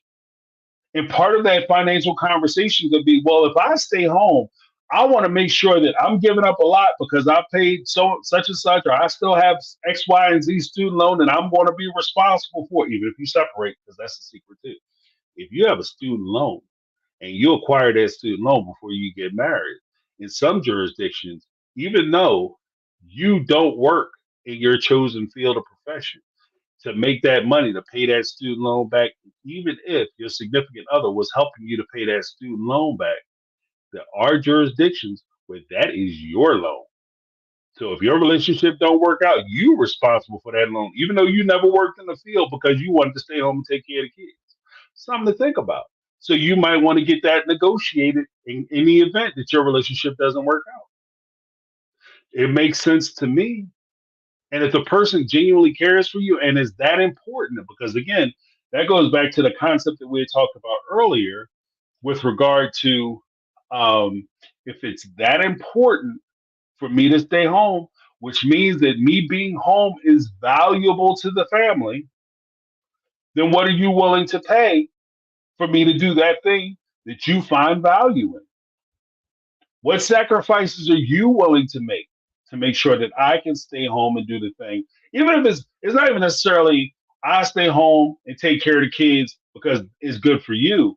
I stay home and take care of the kids because we both agree that's the best thing. And I'm saying me because I'm using me. But it's the best thing for our kids. Isn't that a conversation? But I want to make sure that I'm protected or I have a certain skill set. The ladies who are doing these tradwife videos, when they do these videos, they are maintaining a business and they have a skill set that they're consistently using that can be used if they need to go out. They have to stop doing tradwife videos tomorrow. They could take those skills and take it to a company and say, this is the job experience I've done. They can put themselves up on Fiverr and say that, hey guys, I've ran a successful social media site. These are my skills. This is what I'm able to do. I did project development. I did storyboard. I did editing. I did marketing. I did thumbnails, all that stuff. I got experience with all that. How to cut it, slap it together, all that kind of stuff. And I was making X amount of dollars. And I could do that for your company too. They getting paid. So I just want to make sure that when we talk about it and present it to people, that we're giving it to people in a way where they're able to make good decisions for themselves. There's nothing wrong with you saying that you want to stay home for your family and for your kids. I just want you to be protected because if something were to happen, if somebody were to, you put that kind of trust in somebody, there are some people who are worthy of that trust, and there are some people who are not worthy of that level of trust. They're good people as long as they have certain guidelines and restrictions on the ability to make decisions or movements. But the moment you relieve them of those restrictions and you allow them to be the types of people that they want to be or the types of people that they are, you may not like the person that you're in a relationship with. And that's just one of the things that I would always be concerned about.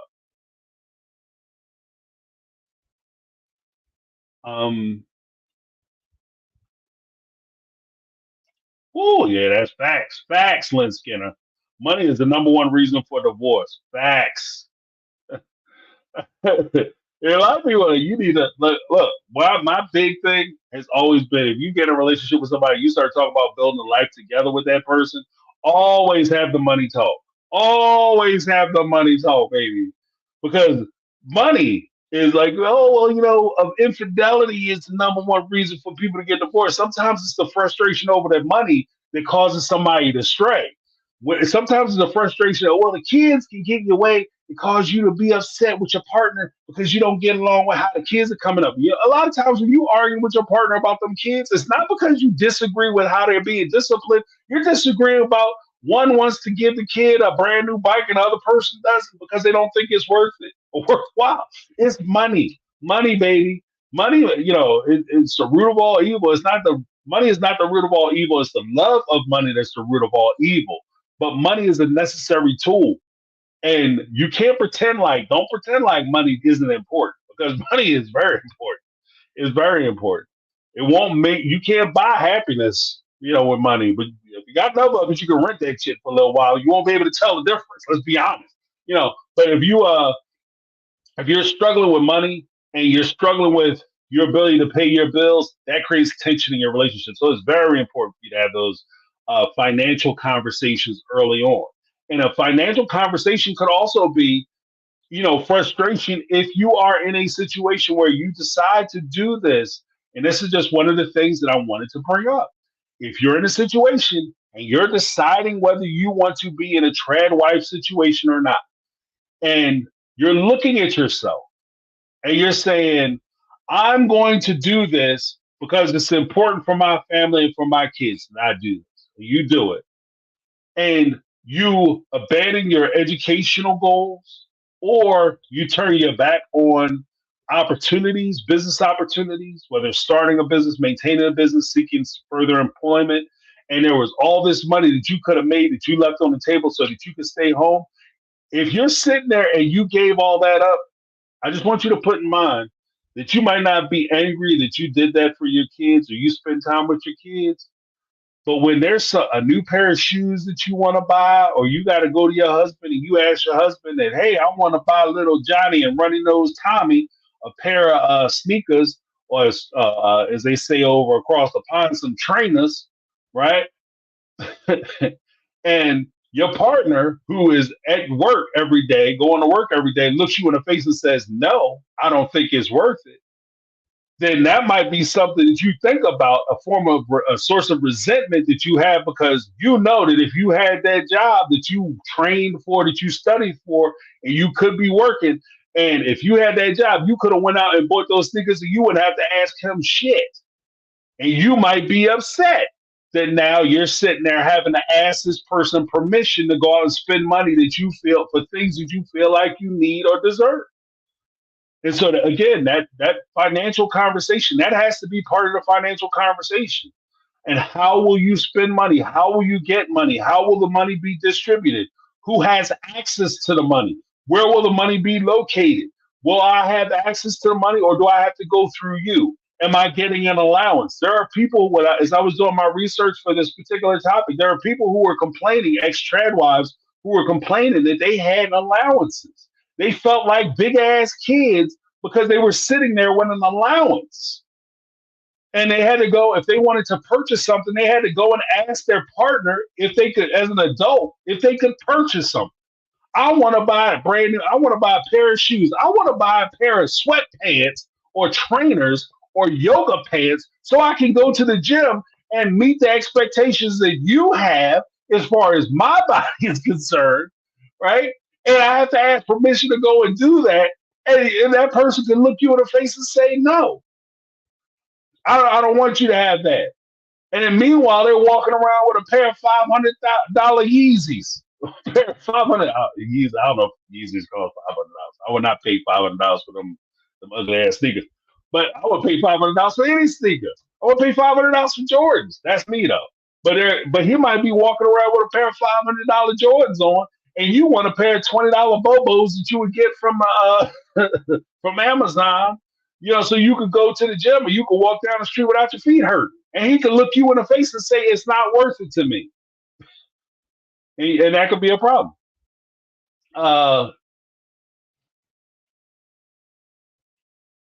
Was this true? Except there are many left alone because they can't find a good man. Yeah, that's also true too.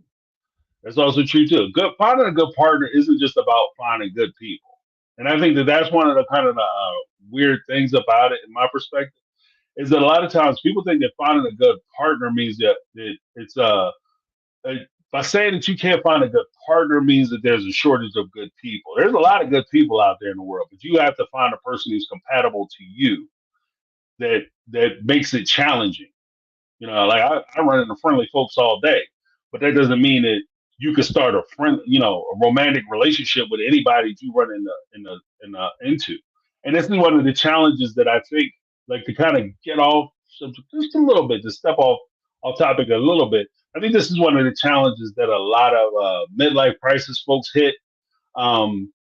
They get used to and they take for granted the partner that they're with. And so when they're with that partner, they take that partner for granted. And maybe that person is older, they put on a little bit of weight, and they see a younger version of that partner. And they think that, oh, I could switch the old out for the new. I can get the new, tighter, younger, fitter body person, and they'll do the same thing that my wife of 20 years has been doing. But the compatibility thing is not there. Like the new one might not be even willing to even talk about doing the things that the old one was doing. Not in a million years would she do that. This is Eve. James, I love that you have this mindset. Things will never change, though. Women have to stick together. That the world will change. That's true. They're so affected too because each other by men. Huge advocate here, but well, I think that I agree. I agree to a point. Disagree to a point. I agree that uh, in order for things to change fundamentally for people who are in a bad situation, those people have to make the decision to change those things, and they have to spearhead uh, those movements. With that being said, there is a place for people who ally themselves with the any movement. So no matter where, if you're struggling, if you have if I want to help kids who maybe are of low income, right?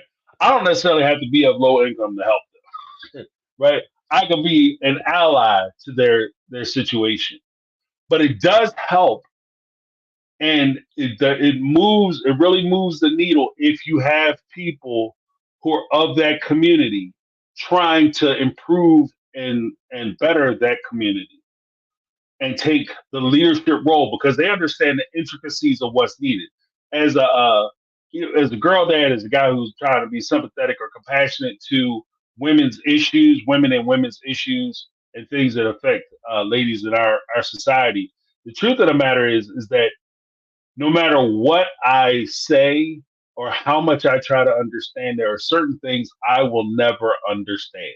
And this is a conversation that I had with my daughter several times. Like there are things that she's going to go through and things, trials and tribulations that she's going to encounter that I will never have to encounter. I will never have to deal with. In fact, there are some guys who certain things don't even register for them. And this is why I say like it's important for her. Like, this is why it's important for you to have a strong relationship. When I talk to her, there's certain things that I might express myself a little more, crazy, well, try to crack jokes and stuff. But there's certain things that you have to rely on your mom for, and listen to your mom because she go to your mom and ask your mom because I'll give you my perspective, but your mom knows because she's been through it. She's done it. She's been in your shoes. She understands how things work and how the world works from her perspective, which is more closely aligned to where you are. One of the examples that I use, story time. One of the examples that I use, and this is something that I discovered or at least started thinking about or occurred to me when I was a very young man, early on in my like 20s or whatever, my bar years, club years. I would go out, and I was a guy who could go out anywhere. Some of you might have heard this before. I was a guy who could go out anywhere. I would go out all the time. Like and me being me, I would go out by myself, no friends, nothing. I would just, oh, I hear about a place, I would go there, and I would go by myself for a couple reasons. One, I like the idea that if I'm go there and I have a good vibe, I can stay there, I can talk to people, enjoy the company, the atmosphere, so on and so forth. If I had a weird vibe, I don't have to explain nothing to nobody. I could just pull up stakes and I could be out, right? At any time I could go. And I would be forced to talk to people. And it occurred to me as a person who's like that, who will go out to different places and do different things, participate in different activities and stuff at the bars, and karaoke and trivias and all that stuff. Anything that they had at the bars and the clubs, go to clubs, dance by myself, don't care. Meet all kinds of interesting people, all kinds of folks. But it occurred to me that I'm in a unique position because one, I'm a big human being. I seem to be saying that a lot, but I'm a big human being. So when people see me, I don't get a lot of the the aggression that smaller human beings might receive. I'm 6'7". I'm big guy. I'm a big guy. So I don't go places that people don't necessarily pick fights with me. right? Uh, what I told my daughter, as it occurred to me when I was younger, I've been to frat houses in college and stuff, and different frats. I used to go there by myself, hang out with the dudes. I've never been in a situation where I'm in a frat house with a room full of dudes and we all sitting there drinking ourselves to oblivion. I've never sat there and thought to myself, like, oh shit, I'm in a room with five guys by myself. Like, you know what I mean? Like, that's something that never occurred to me. And it never would occur to most guys that they're in that situation. But I guarantee you, for most of the female friends and the lady friends that I've had, that shit would have occurred to them. They would have fully recognized that I'm in this room by myself, even if they stone sober as a nun. I'm in this room by myself with five guys who are heavily drinking. I need to be concerned. Right? And it's just different perspectives, and that's just a very small, easy uh, example of just how we move through this world different. And what I've always learned to try to express is that, like, I want to try to understand other people's how what other people's travels through this world is. I know what my travel is like, but I want to see what other people and try to understand what other people's travel is like, what their journey is like. Let me see. And this is an excellent point. Susie Q. Women could not get a credit card in their name until 1973. Don't need to go backwards. This is very true. Which is also part of the reason why a lot of ladies, when they did start these businesses, that's where, some of that came from. Like, oh, you need to put that business in your husband's name. That's where a lot of that shit came from.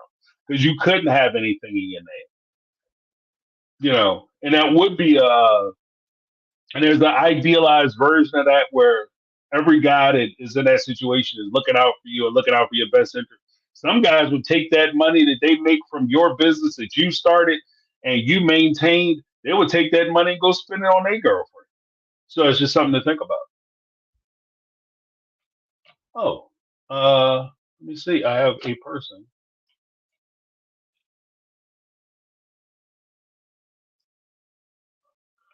Michelle Page. I don't know how to do this. It's easy, Michelle. Just click. Uh, if you want to come on, I will post the link now. Just hit the link. It'll take you to StreamYard. Just click all the stuff. Say you want to enter the studio. Once you come into the studio, it'll pop up on my screen. I'll be able to see you. And if you want to, and just send me a message in a private comment section if you want to be on screen. If you don't want to be on screen, then I don't have to put you on screen, but we can hear your voice. Okay? So, yeah, just let me know. Just hit your camera or whatever. Let's see.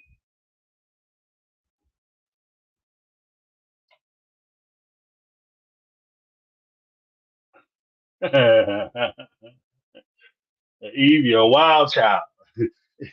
Eve says, "Yikes! I have a shoe obsession with uh, Y3 sneakers at the moment. It's an investment, though, right?"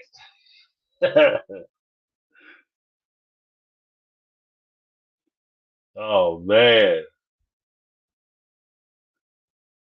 Oh, got some smoke. Was this? I respectfully disagree. Not ladylike. I think they just needed to come to the realization earlier that Cody and Robin were stealing from them and move on. Yeah. Yeah. Uh,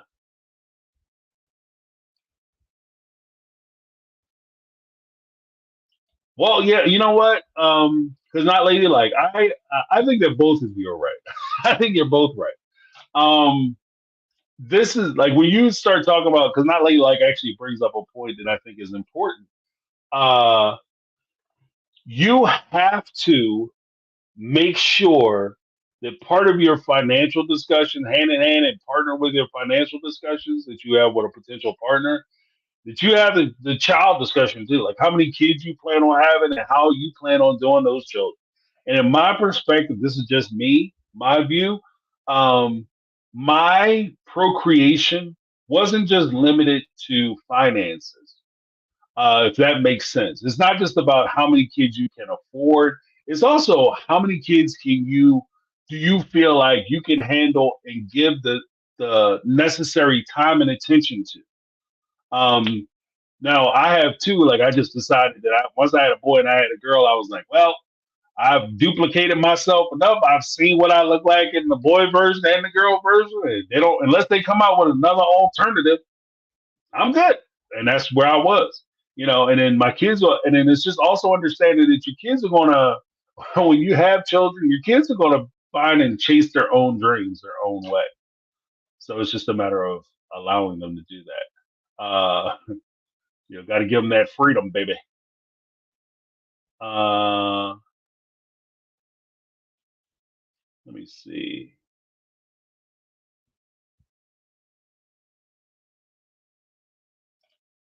Let's say, Kat, what's going on? Hey, James, glad to see you again. My work schedule has had me in the replay crew. Yeah, sometimes it's like that, Kat. I'm not mad at you.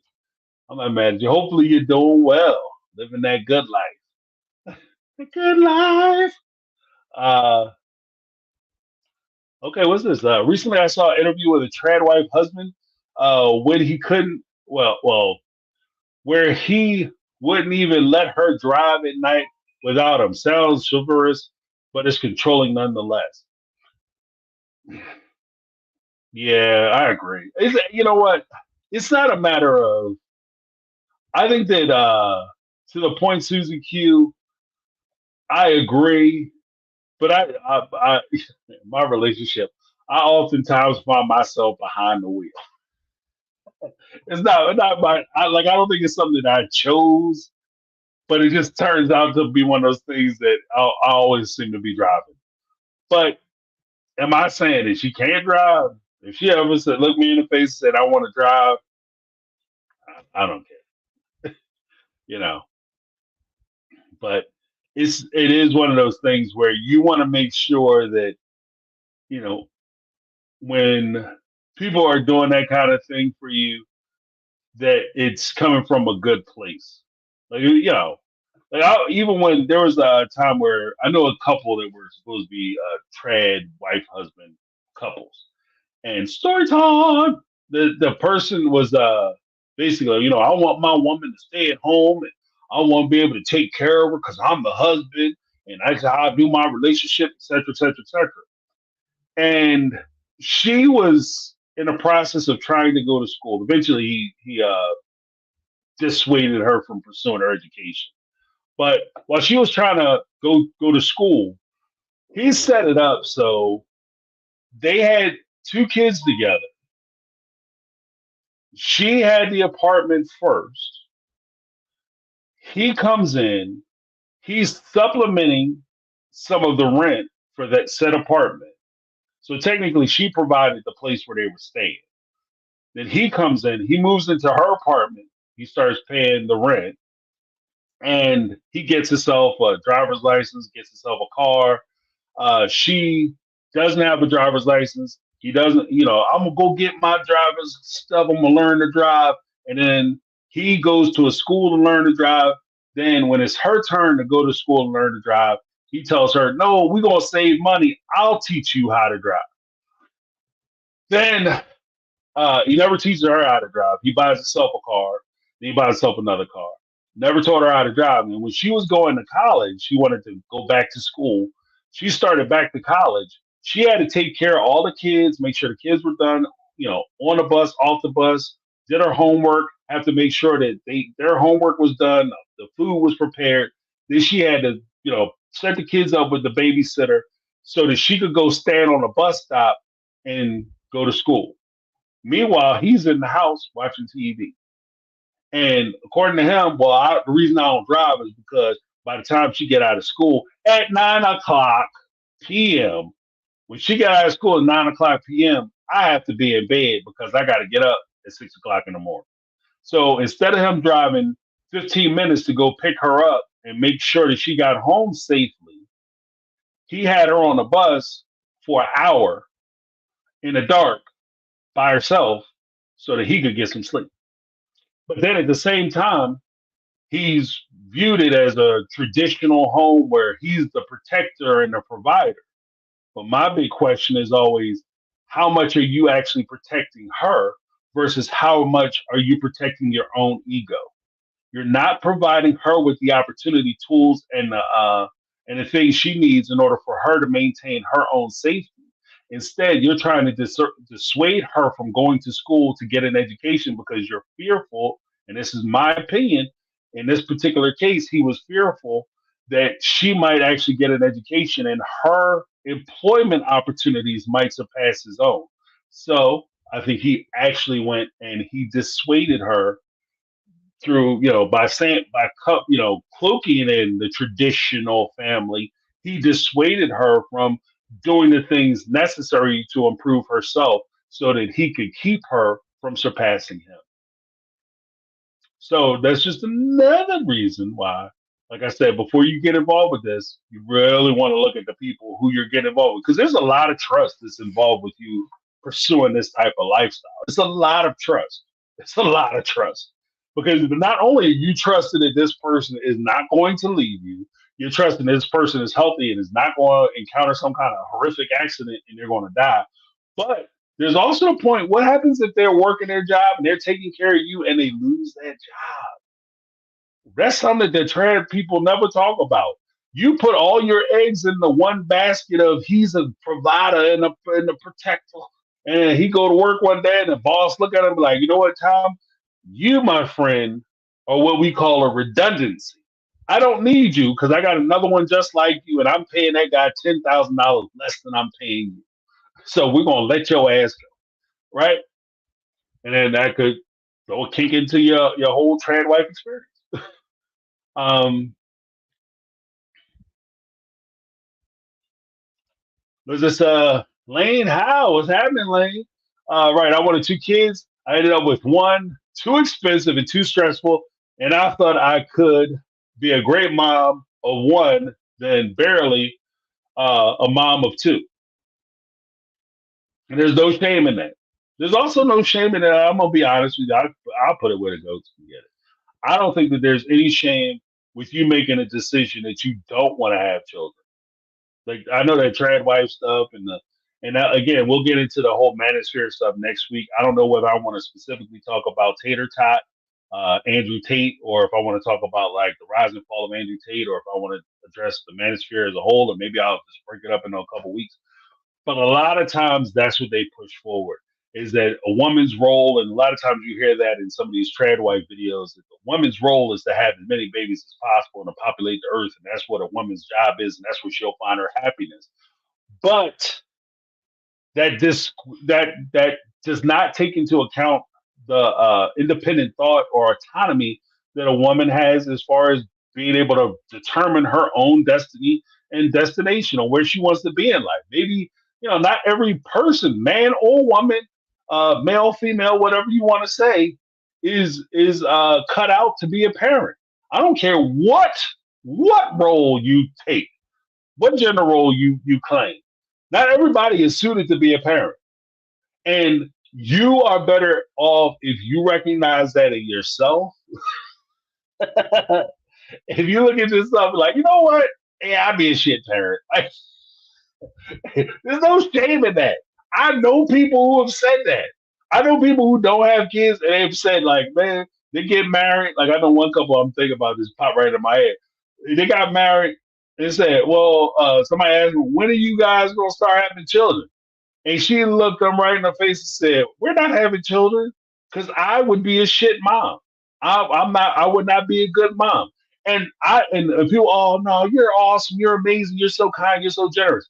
And ultimately, I know her and I know where she was coming from.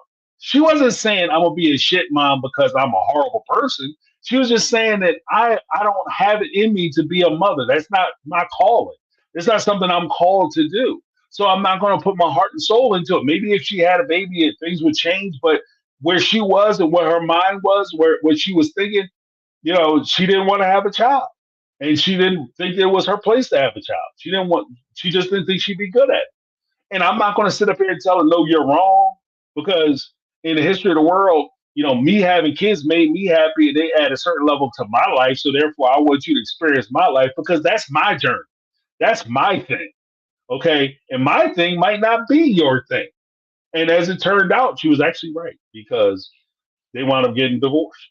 so, so she obviously knew stuff that the rest of us didn't. And I don't even think, to be honest with you, knowing her, it wasn't even the fact of like the status of her relationship or her marriage that caused her to make that decision.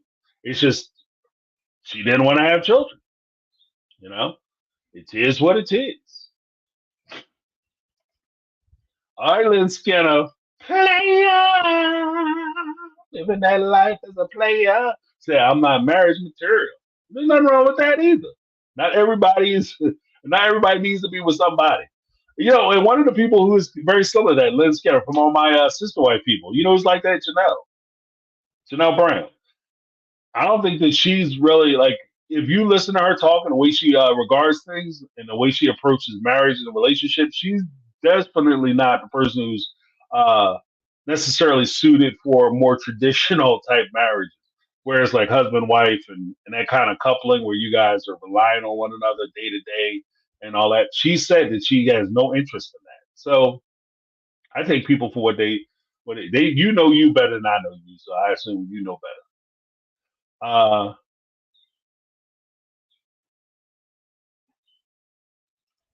Was this not ladylike? Yes, I had to get a better job career because we wouldn't have made it when layoffs came some years. Yeah, come some years. Yeah, that's the whole thing. And that's why I never understood. Thank you for that not ladylike, because you actually reminded me of something. That's one of the things I never understood. To this day I don't understand that. Like you have guys who will be in a position where they can make like their wives or their partners could contribute to the household. And they could be so much like the couple I'm thinking about, the couple I talked about earlier, the traditional guy who discouraged his wife from pursuing her educational goals and the professional goals that she set for herself. If she was like right now, currently, they live in an apartment, right? I still know them. They live in an apartment now. And they desperately want to buy a house. The thing is that he doesn't make enough money where they're able to come up with a down payment or be able to secure and guarantee a mortgage. So they can't get a loan to buy a house. Flat out. They just can't get a loan to buy a house. Had she gone to school, had she been able to get the job in a position that she would have gone to school for, had she come out and just got an entry level job at anywhere in the field that she was going for, they would have had enough money where they would have been able to achieve that benchmark that they set for themselves, because it's important to them, talking to them and understanding where they are and why they want to get a house. They think it's important for them to be able to get a house because they want to have a place for their kids and an investment for their kids, because the doorway that generational wealth can be through home ownership. They wanted to have that opportunity to do that, and they can't do it because he's too boneheaded to recognize that if by him holding his wife back, he's actually holding himself back. By him hamstringing her and her opportunities, he actually is hamstringing himself. I never understood that. I don't understand guys who get offended if their wife go out and make more than them. If your wife can double, triple, quadruple your money, why are you are so sensitive and so butthurt that if she go out and she's able to maximize her career, chase her dreams, make it happen, get it popping, and be able to bring home that bacon, you too proud to sit at the table to eat it? Shit, give me two pieces of bread. We're gonna have some bacon sandwiches. Are you kidding me? I'll take your bacon sitting next to my eggs and we got a whole breakfast. What the shit are you talking about? You're a partnership. It's not a matter of his and hers. It's a matter of y'all. So that's the way I always approach my relationship. And so I just assume that that's how way a lot of people, in my opinion, that's the way a lot of people should approach their relationships. But apparently they don't. They see it as a competition thing. If I'm bringing in this amount of money and my wife is bringing in double, triple, or more money than me, then all of a sudden I'm not fulfilling my role. if you're that easily replaced, then you don't have much of a value anyway. Um, Danny Town, I've been happily divorced for 9 years. LOL. Do you celebrate? Are you one of those people that go out and celebrate your divorce anniversary? Divorce anniversary? Are you one of those folks? It's my divorce anniversary. Divorce anniversary. There's nothing wrong with that. Uh, Lizzie B. Let's see. I've been married for 7 years. Before I said I do, my mother asked me, "Are you sure you want to get married? Marriage is not a fairy tale." And she was right. It's not. It's hard work. Yeah, it is.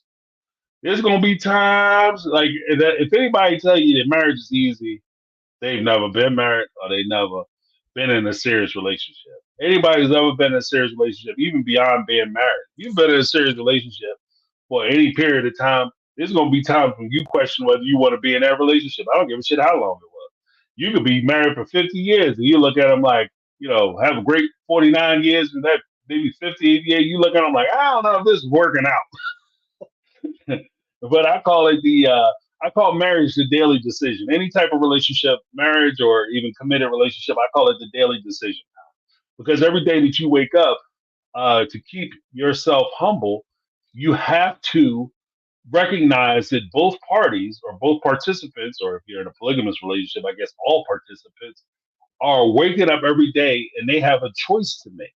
They can choose to be together or they can choose to break apart, and it's their choice. And so you have to be keep your head screwed on. Uh, as far as making sure that you're constantly there and present for your partner. Uh,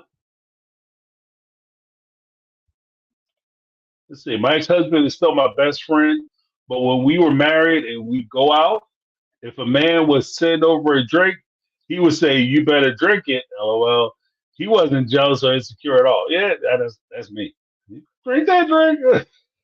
Let me get a pop off that. Let me get a pop. It was delicious. Thank you.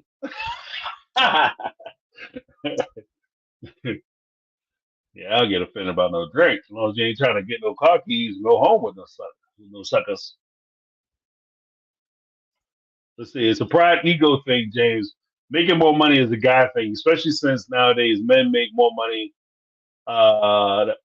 more money than women in some places. This is true. This is true, and I don't disagree with that. Like it's traditionally men do have more opportunities and can make more money, and that's what's to be expected. But at the same time, like I'm a non-traditional, traditional guy. I guess I don't know. Maybe I'm a non-traditionalist altogether. But for me, you know, there's going to be ups and downs. There's going to be times when anything can happen when you have a certain level of employment. You can go to your work one day. You could lose your job, and if I go to work and I lose my job, am I supposed to come home and demand it? Your wife quit. Girl, I can't be unemployed and have you taking care of me. You're gonna have to come up out that job. I'm gonna tell my friends, forget that shit.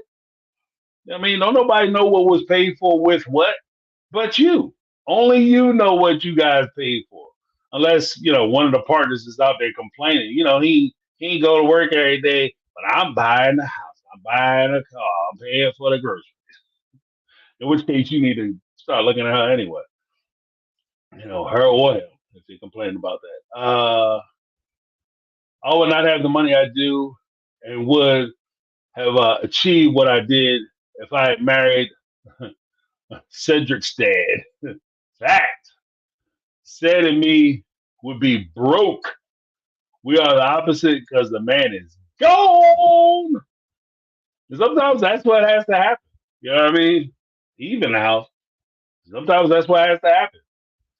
You know, it even with that, I know because even like with the some of the trad stuff we talk about, that was an old traditional thing too. Like you find yourself in a family way, and you all of a sudden you're supposed to tie yourself to the other person, and I think that that's a mistake. Just because you have a baby together don't mean that you necessarily need to be together. So, you might look at that person, and maybe some people are fun at the time, but when you get to spend time with them, you're like, you know what? It's not really working out. And this ain't my kind of person. And you have to move on. And that's that. So I can respect that. Do a couple more and then I'm going to take off. If anybody wants to come up, now's the time. Now's the time. Uh, laying out. You mean men get paid more for the same work? No.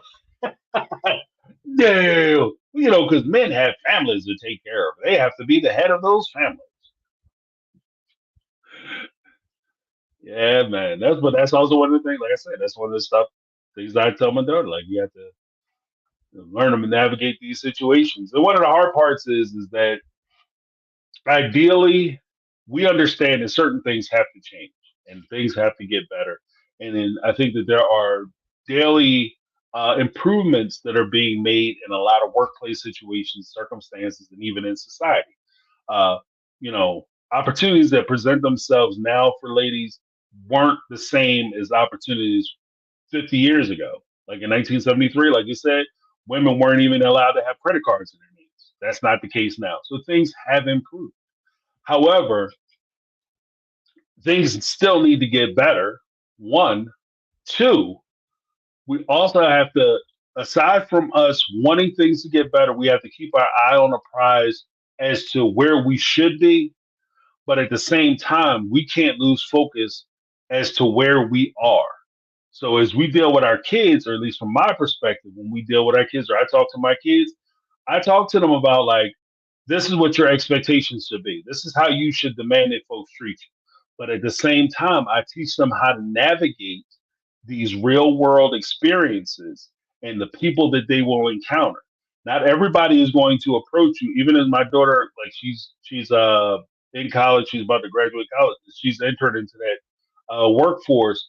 Just teaching her that the uh, way you should be treated. There is a way you should be treated, but there's a reality that, especially as you're dealing, like she's in a male dominated field. Uh, but as you encounter some of your male counterparts, there are going to be people, coworkers or supervisors or people that you're going to deal with who are going to try to talk to you or address you a certain kind of way. And you have to build your sensitivity to that incursion so that you can address it properly.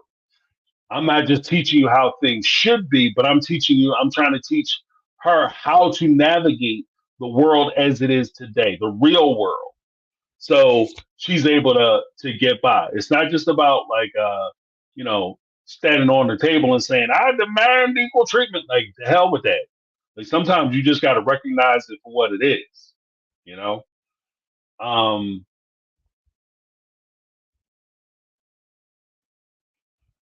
Yeah, yeah. And then sometimes that happens. Michelle C. Cutler, my husband and I got married. I made almost twice what he made. Now he makes more than I did. Yeah, that happens. That happens. I mean, it can go either way though. Sometimes there's wives who get married and a husband is making 20 bucks, 20 and 20,000, and the wife is making 30 and or 15, and then all of a sudden he's making 30 and she's making 60, 70. He's still working as he might be a manager, but she might be the director or vice president. Like you don't know. But I would never. My whole point is it's not about who makes more or who makes less. My point of it is that I want for people I'm involved with and people I have relationships with to achieve the thing that they want to achieve for themselves. If she's spending her time, uh, or somebody I know is spending their time at a job or working for somebody, and they show up every day, I want them to get the maximum credit and credential that they can get from the time that they spend at that place, which also includes the money. So if they're going to spend their time out of the house, going to work, waking up, the early get ups, early get downs, and the showing up and showing out, and they're doing all that stuff, they should get everything that comes along with it. If that means that my partner surpasses me as far as financials are concerned, I could give a damn about that. You know what I mean? Because I want them to get all their roses. I want them to get all their credit. And if part of that credit is, them zeros in the bank, the ones and zeros hit that bank account, I want them to get that too. So it's a weird thing because, and let me pull back a little bit because to me, I think that it's a weird thing because what you're demanding when you say that you don't want her to make as much money as you, you're basically saying I want her to be taken advantage of by her employer because my feeling it'll hurt my fees if she does well. Let me say that one more again. If I like in that situation I talked about, the guy who doesn't want his wife to make more money than him, so he discouraged her from going to school. If she showed up every day to work and instead of her making uh $30 an hour, she's making 10, $15 an hour because it makes him feel better that she's making that money. Well, guess what, dummy? Her employer is taking advantage of her. And you're supporting your wife, your lady, being taken advantage of because she's not getting what she should be getting. And it's not only hurting her, but ironically to me, it's also hurting you and your family. So if she's gonna go to work, let her get everything she can from work. If she's gonna spend time there, when you go to work, I just had this conversation with my daughter.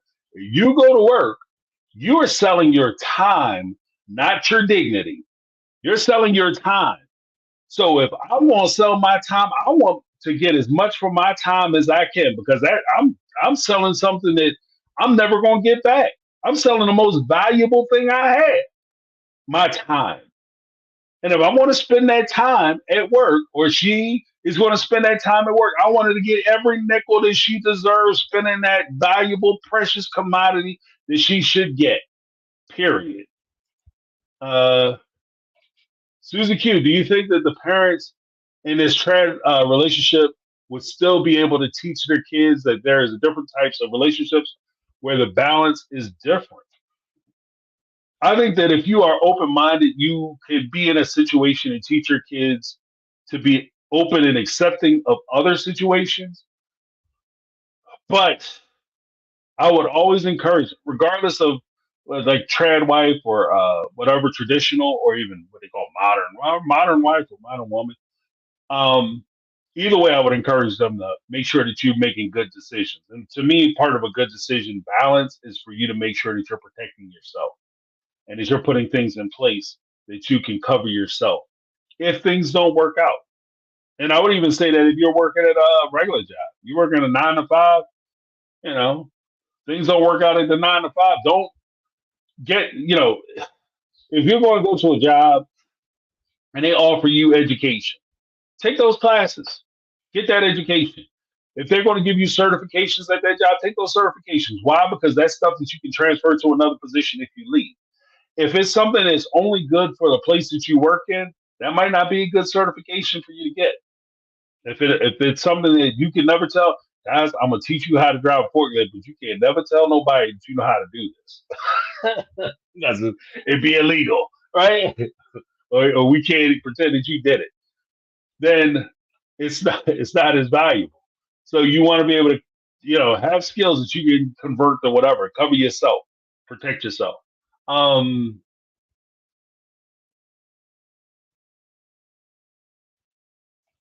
was this yeah, but now women work 40, 50, 60 hours a week and have to go home to have all the household and child raising responsibilities. Nah, that's crazy. And get paid less. That is what needs to change. Yeah, that shit is crazy. No, that's a partner thing. That's a partner thing. Because at my house, I'm gonna tell you a little I'll tell you a little secret inside baseball. At my house, I do the cooking. I'm the chef boy or D. I do some of the housework too. Like you know what I mean? But it's just the split. It's just how you split. Like so like I like cooking. I make food for my family. You know, that's my shit. So that's what I do. It's not again. I don't necessarily do traditional roles. Like I'll cook food.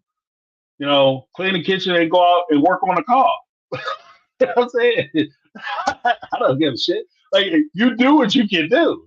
Like you do what's necessary in order for the unit to move forward. Whatever's best for the unit or best for the family, that's what you do. So if your wife is working 40, 60, 40, 50, 60 hours a week, and you still expect her to come home and make you a hot meal, there's something wrong with you, bro. You're failing, dude. You know what I mean? You're failing, dude. Get that shit. Like you got to look out for your partner. Why have her burning herself out?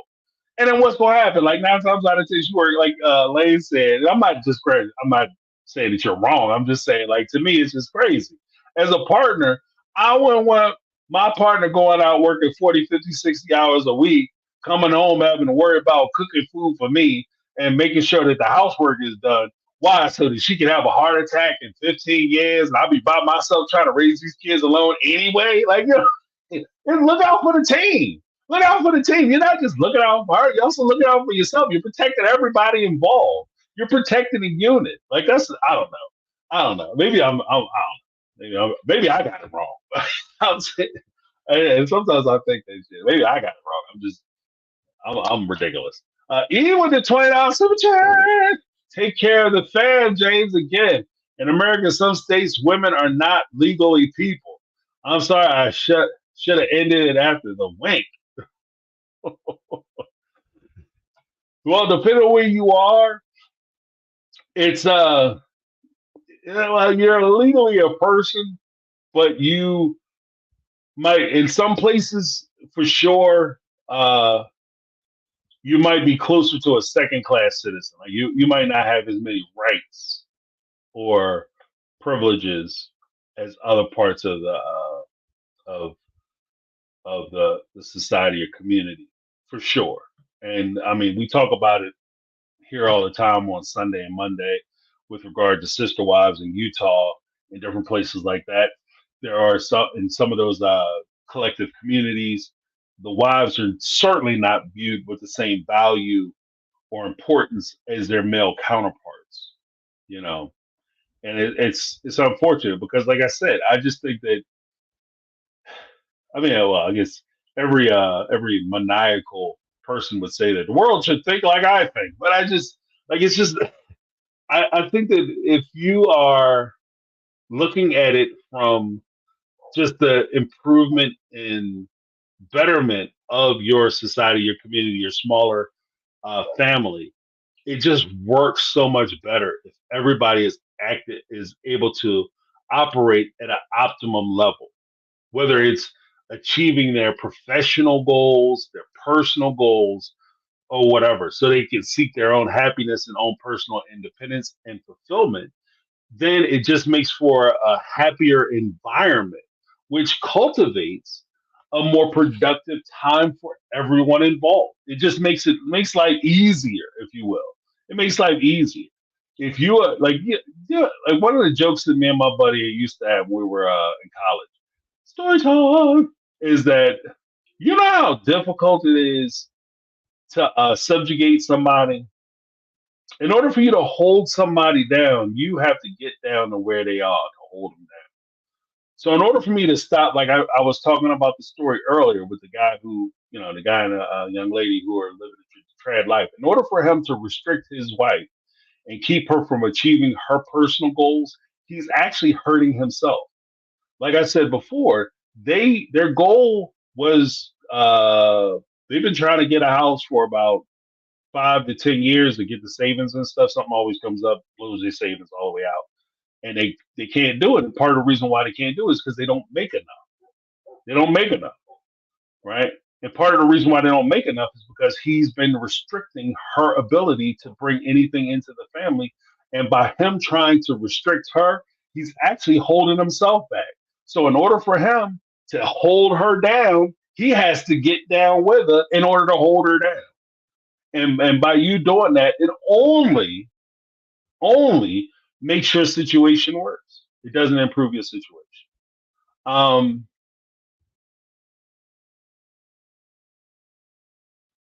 oh, is this has your true crime come to a pause, James? If you're still on Daryl, Erica is an actual real sub of mine. My whole eight. Oh wow. Okay. I might actually, even if you could hit me up, send me an email at MyTakeOnRealityQuestions@gmail.com. I'll talk to you about it. That would be interesting. That I was, oh, that case. Oh, that case. Gee, you talk about I was obsessed, Jack. I was watching that thing like the old time OJ case. Like I was all over that. Like, what are they doing? Um, let's see. I don't care who makes more or less, but we don't want a lazy leech either. Like Tony and McKelty. Yeah, yeah, yeah. I mean, you don't want to get sucked off either. Well, that's a dirty joke. Pause. You don't want to get have somebody come in and take from you and basically use you. Like nobody wants to get used, which is always like we'll talk about that for the. I'm gonna save that for the manosphere conversation because I have a whole lot to say about that, like that whole perspective. Because I think that a lot of what goes into a lot of the beliefs of the manosphere actually leads to a lot of what you're talking about, where you're actually being in a transitory relationship where it becomes transactional and you wind up getting used because of the nature of your relationship because you're a high value man. But we'll talk about that during the manosphere conversation. Let's see, and honestly, many women will respect a man that makes less than them. This is true. This is true because I think that the ironic part about it is nobody wants to be taken advantage of or viewed less than, but at the same time, we fall into the trappings of our cultural upbringing where we think that everybody wants to buck against the traditional roles, and I don't want to be a trad wife. But then at the same time, you try to maintain traditional roles by the man should be the provider and taking care of the family. But at the same time, if the man is taking care of the family and he's responsible for 90% of it, if he has a if he is doing that and you're saying that that is the most valuable thing that he's doing, then and that is what gives him a say, then you can't be mad that he has a bigger say.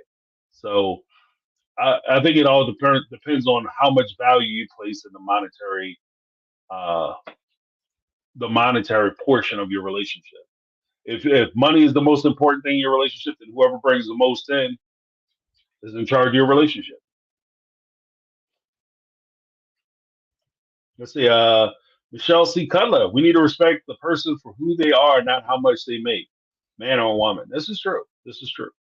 Because I mean, truth of the matter is, like I said, you can go from a situation where you are making shit tons of money, and I mean like shit tons, and then something happened, and then all of a sudden the very thing that if your only value is what you bring into the family, if that ever comes into question or is ever cut, or you get fired, you get laid off, the the the the economic environment changes or whatever the case may be, and you find yourself on the out, do you lose all value in that relationship? I think that that's a bad thing. You've always keep that resume updated and work to diversify the skill set. This is good advice. Says the person who has been laid off twice in 2 years. Yeah, yeah, yeah. You want, and that's the thing too, because you do not have, I think I'll end on this. But the weird thing about it, thank you everybody for commenting on that. But Eve with the $2 super chat, that comment came across wrong. Damn comments.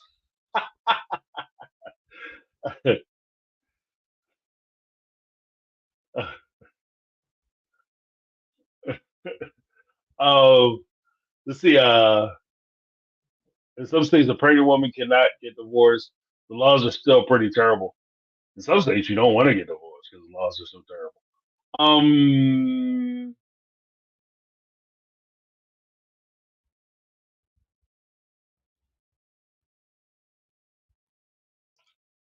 what's this, James? Had to laugh, James. My husband built me a greenhouse, so I went out to mow the yard, so he wouldn't have to after you get off work today. Yeah, after you got off work. Yeah, that's. I mean, it's a team sport. That's how you win. That's how you win life. Team sport. Um. Oh, here it is. Yep. Always keep the resume. See, the crazy thing is that there's a false to some degree there's a false sense of security that once you get a job, things are different. than they used to be, especially for our parents. Our parents used to get jobs, and they would have what you young folks be.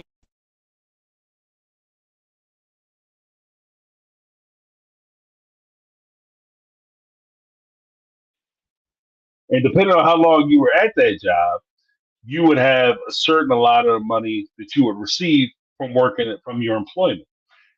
Nowadays, they have more what's called a 401k, which created a little more instability as far as your employment is concerned, and it gives a lot more uh, ups and downs, highs and lows as far as your stability and security at a workplace. So you could go somewhere, you'd be working, everything could go great. You say, "Wow, I work at this company. It's been around for 125 years," and all of a sudden they get acquired.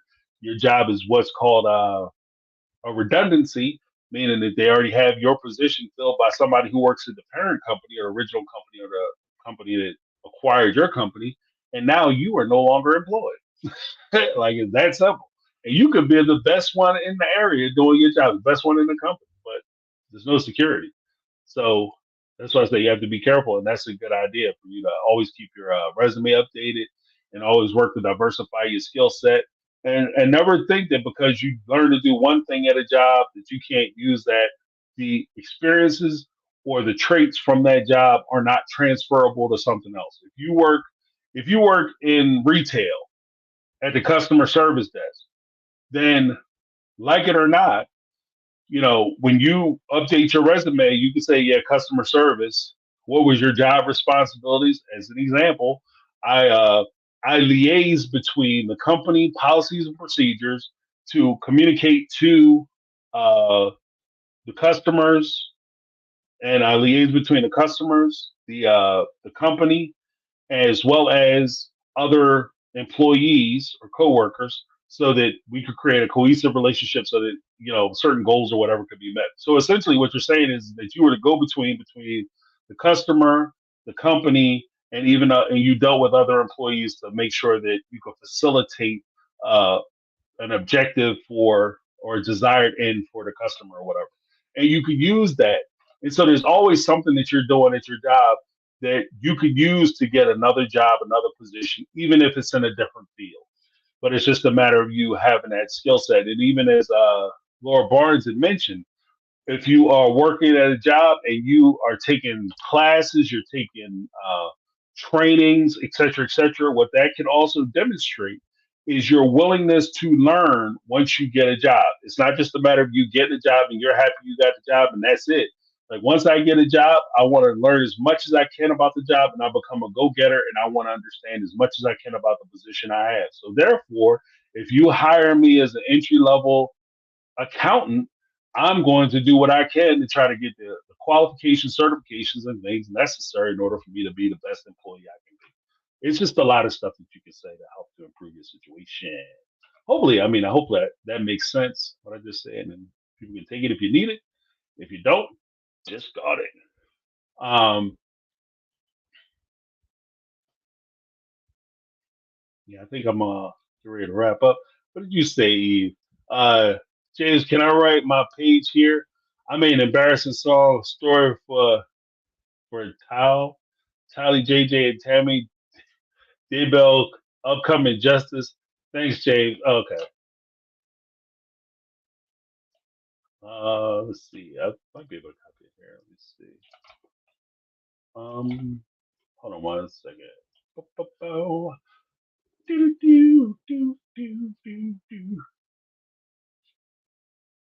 Uh,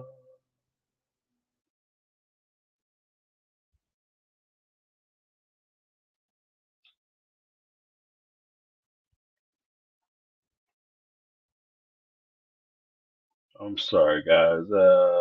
Just trying to track something back. Yeah, I missed it.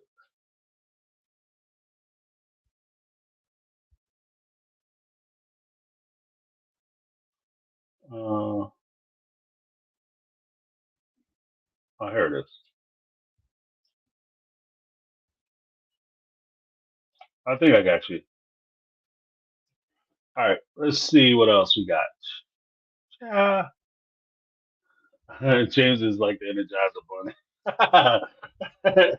Can't be Ferran in the house.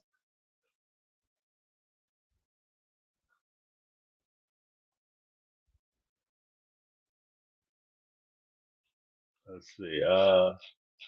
Yeah, I think.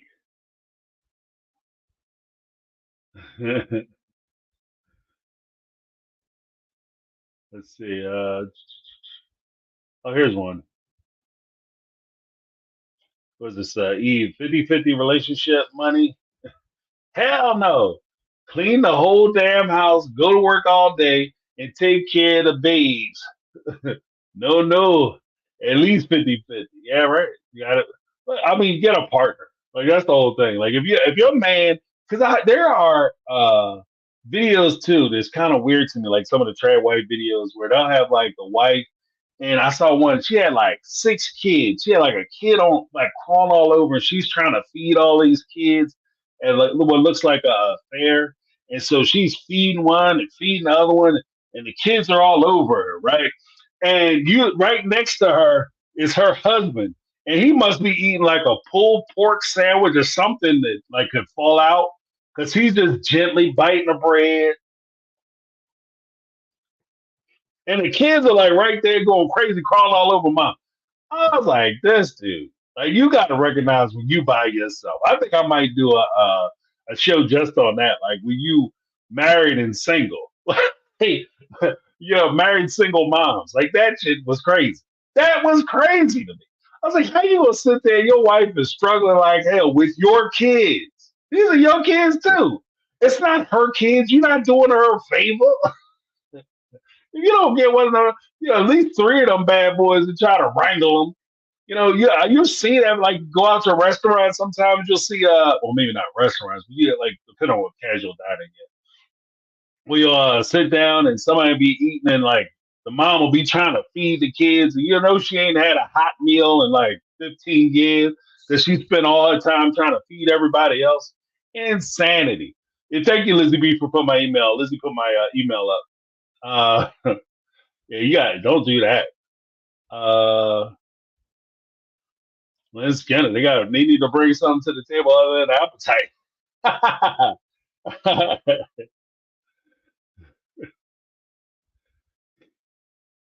But this just look at Wendy Williams and Kevin. She made more and he still disrespected her. Yeah, yeah. Well, I mean that's kind of the thing though too. I mean that shoe fits on both feet. You can look at Will Smith and Jada disrespected the hell out of that joke. But it's just a matter of finding a partner who's about you and recognizing them for who they are and dealing them where they are, not necessarily what you want them to be. So they're not doing the right thing by you, then it's ABC. You know, was this in the 50s? Housewives were prescribed diet pills to get the shit done that was expected of them, and they couldn't get a credit card without their husband's permission.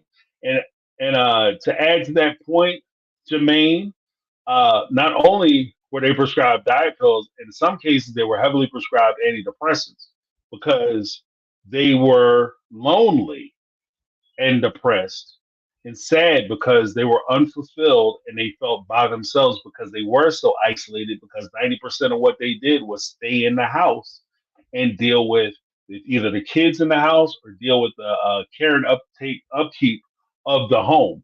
And that's all they could do. And I guess a big day for them is if they get to go to the shopping mall or go shopping to buy what they need to buy. And in some cases, they didn't have access to cars or driver's licenses. So if the husband would get them food or whatever when he would take them, they would go. But they up until then, like they didn't have the opportunity to be able to do things independently. So it caused a lot of stress. Like the whole thing that we see on TV with the or the idea of the trad wife experience is an idealized version of a life that didn't really exist for 99.9% of Americans. It just didn't exist. It wasn't a real thing. It wasn't an option. Like people weren't making decisions. Women weren't sitting there saying, "I'm going to be a modern woman. I'm gonna go to work." They were saying, "I have to take care of my family.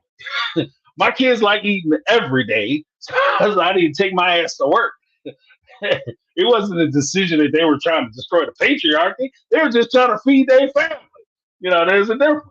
So there's that. A German stick. What are you talking about? Eating a German stick? This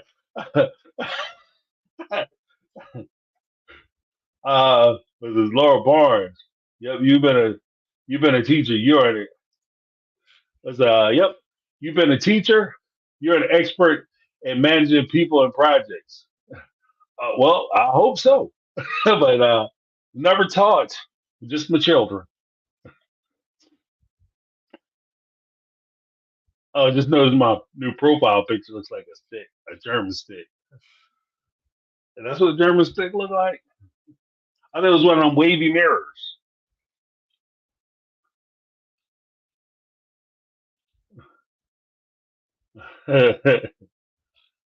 But yeah, guys, I appreciate everybody coming out. Oh, it was this Gwen Morgan. All I have to say is I hope I never, ever again. LOL. I love taking care of my kid and spending time together, but having every single little thing be my responsibility is hell. Yeah, that is bad. It is, and again, like I just don't. It's not so much that I think people are mad about being able to take care of their kids or they're upset about taking care of their kids. I think what burns a lot of homemakers out is the fact that when the guys go, or at least in my experience, what I've seen, when the men go to work, because usually that's what it is.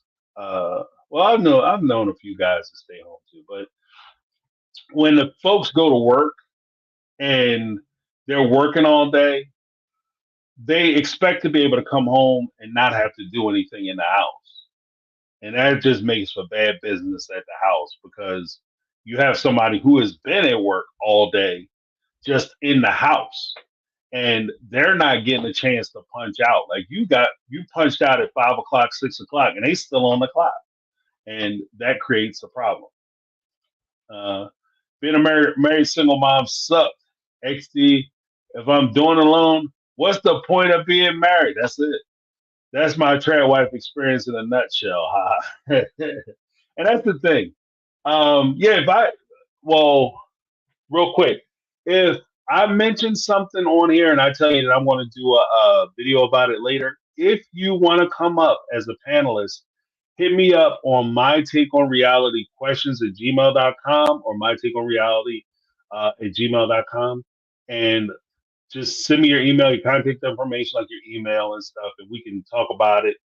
And you can tell me a little bit of your story, so that way I can bring you up, and you can be a part of a panel. But yeah, you can definitely come up. When I talk about if you're interested in talking about the married single mom topic, Gwen, hit me up. Let me know.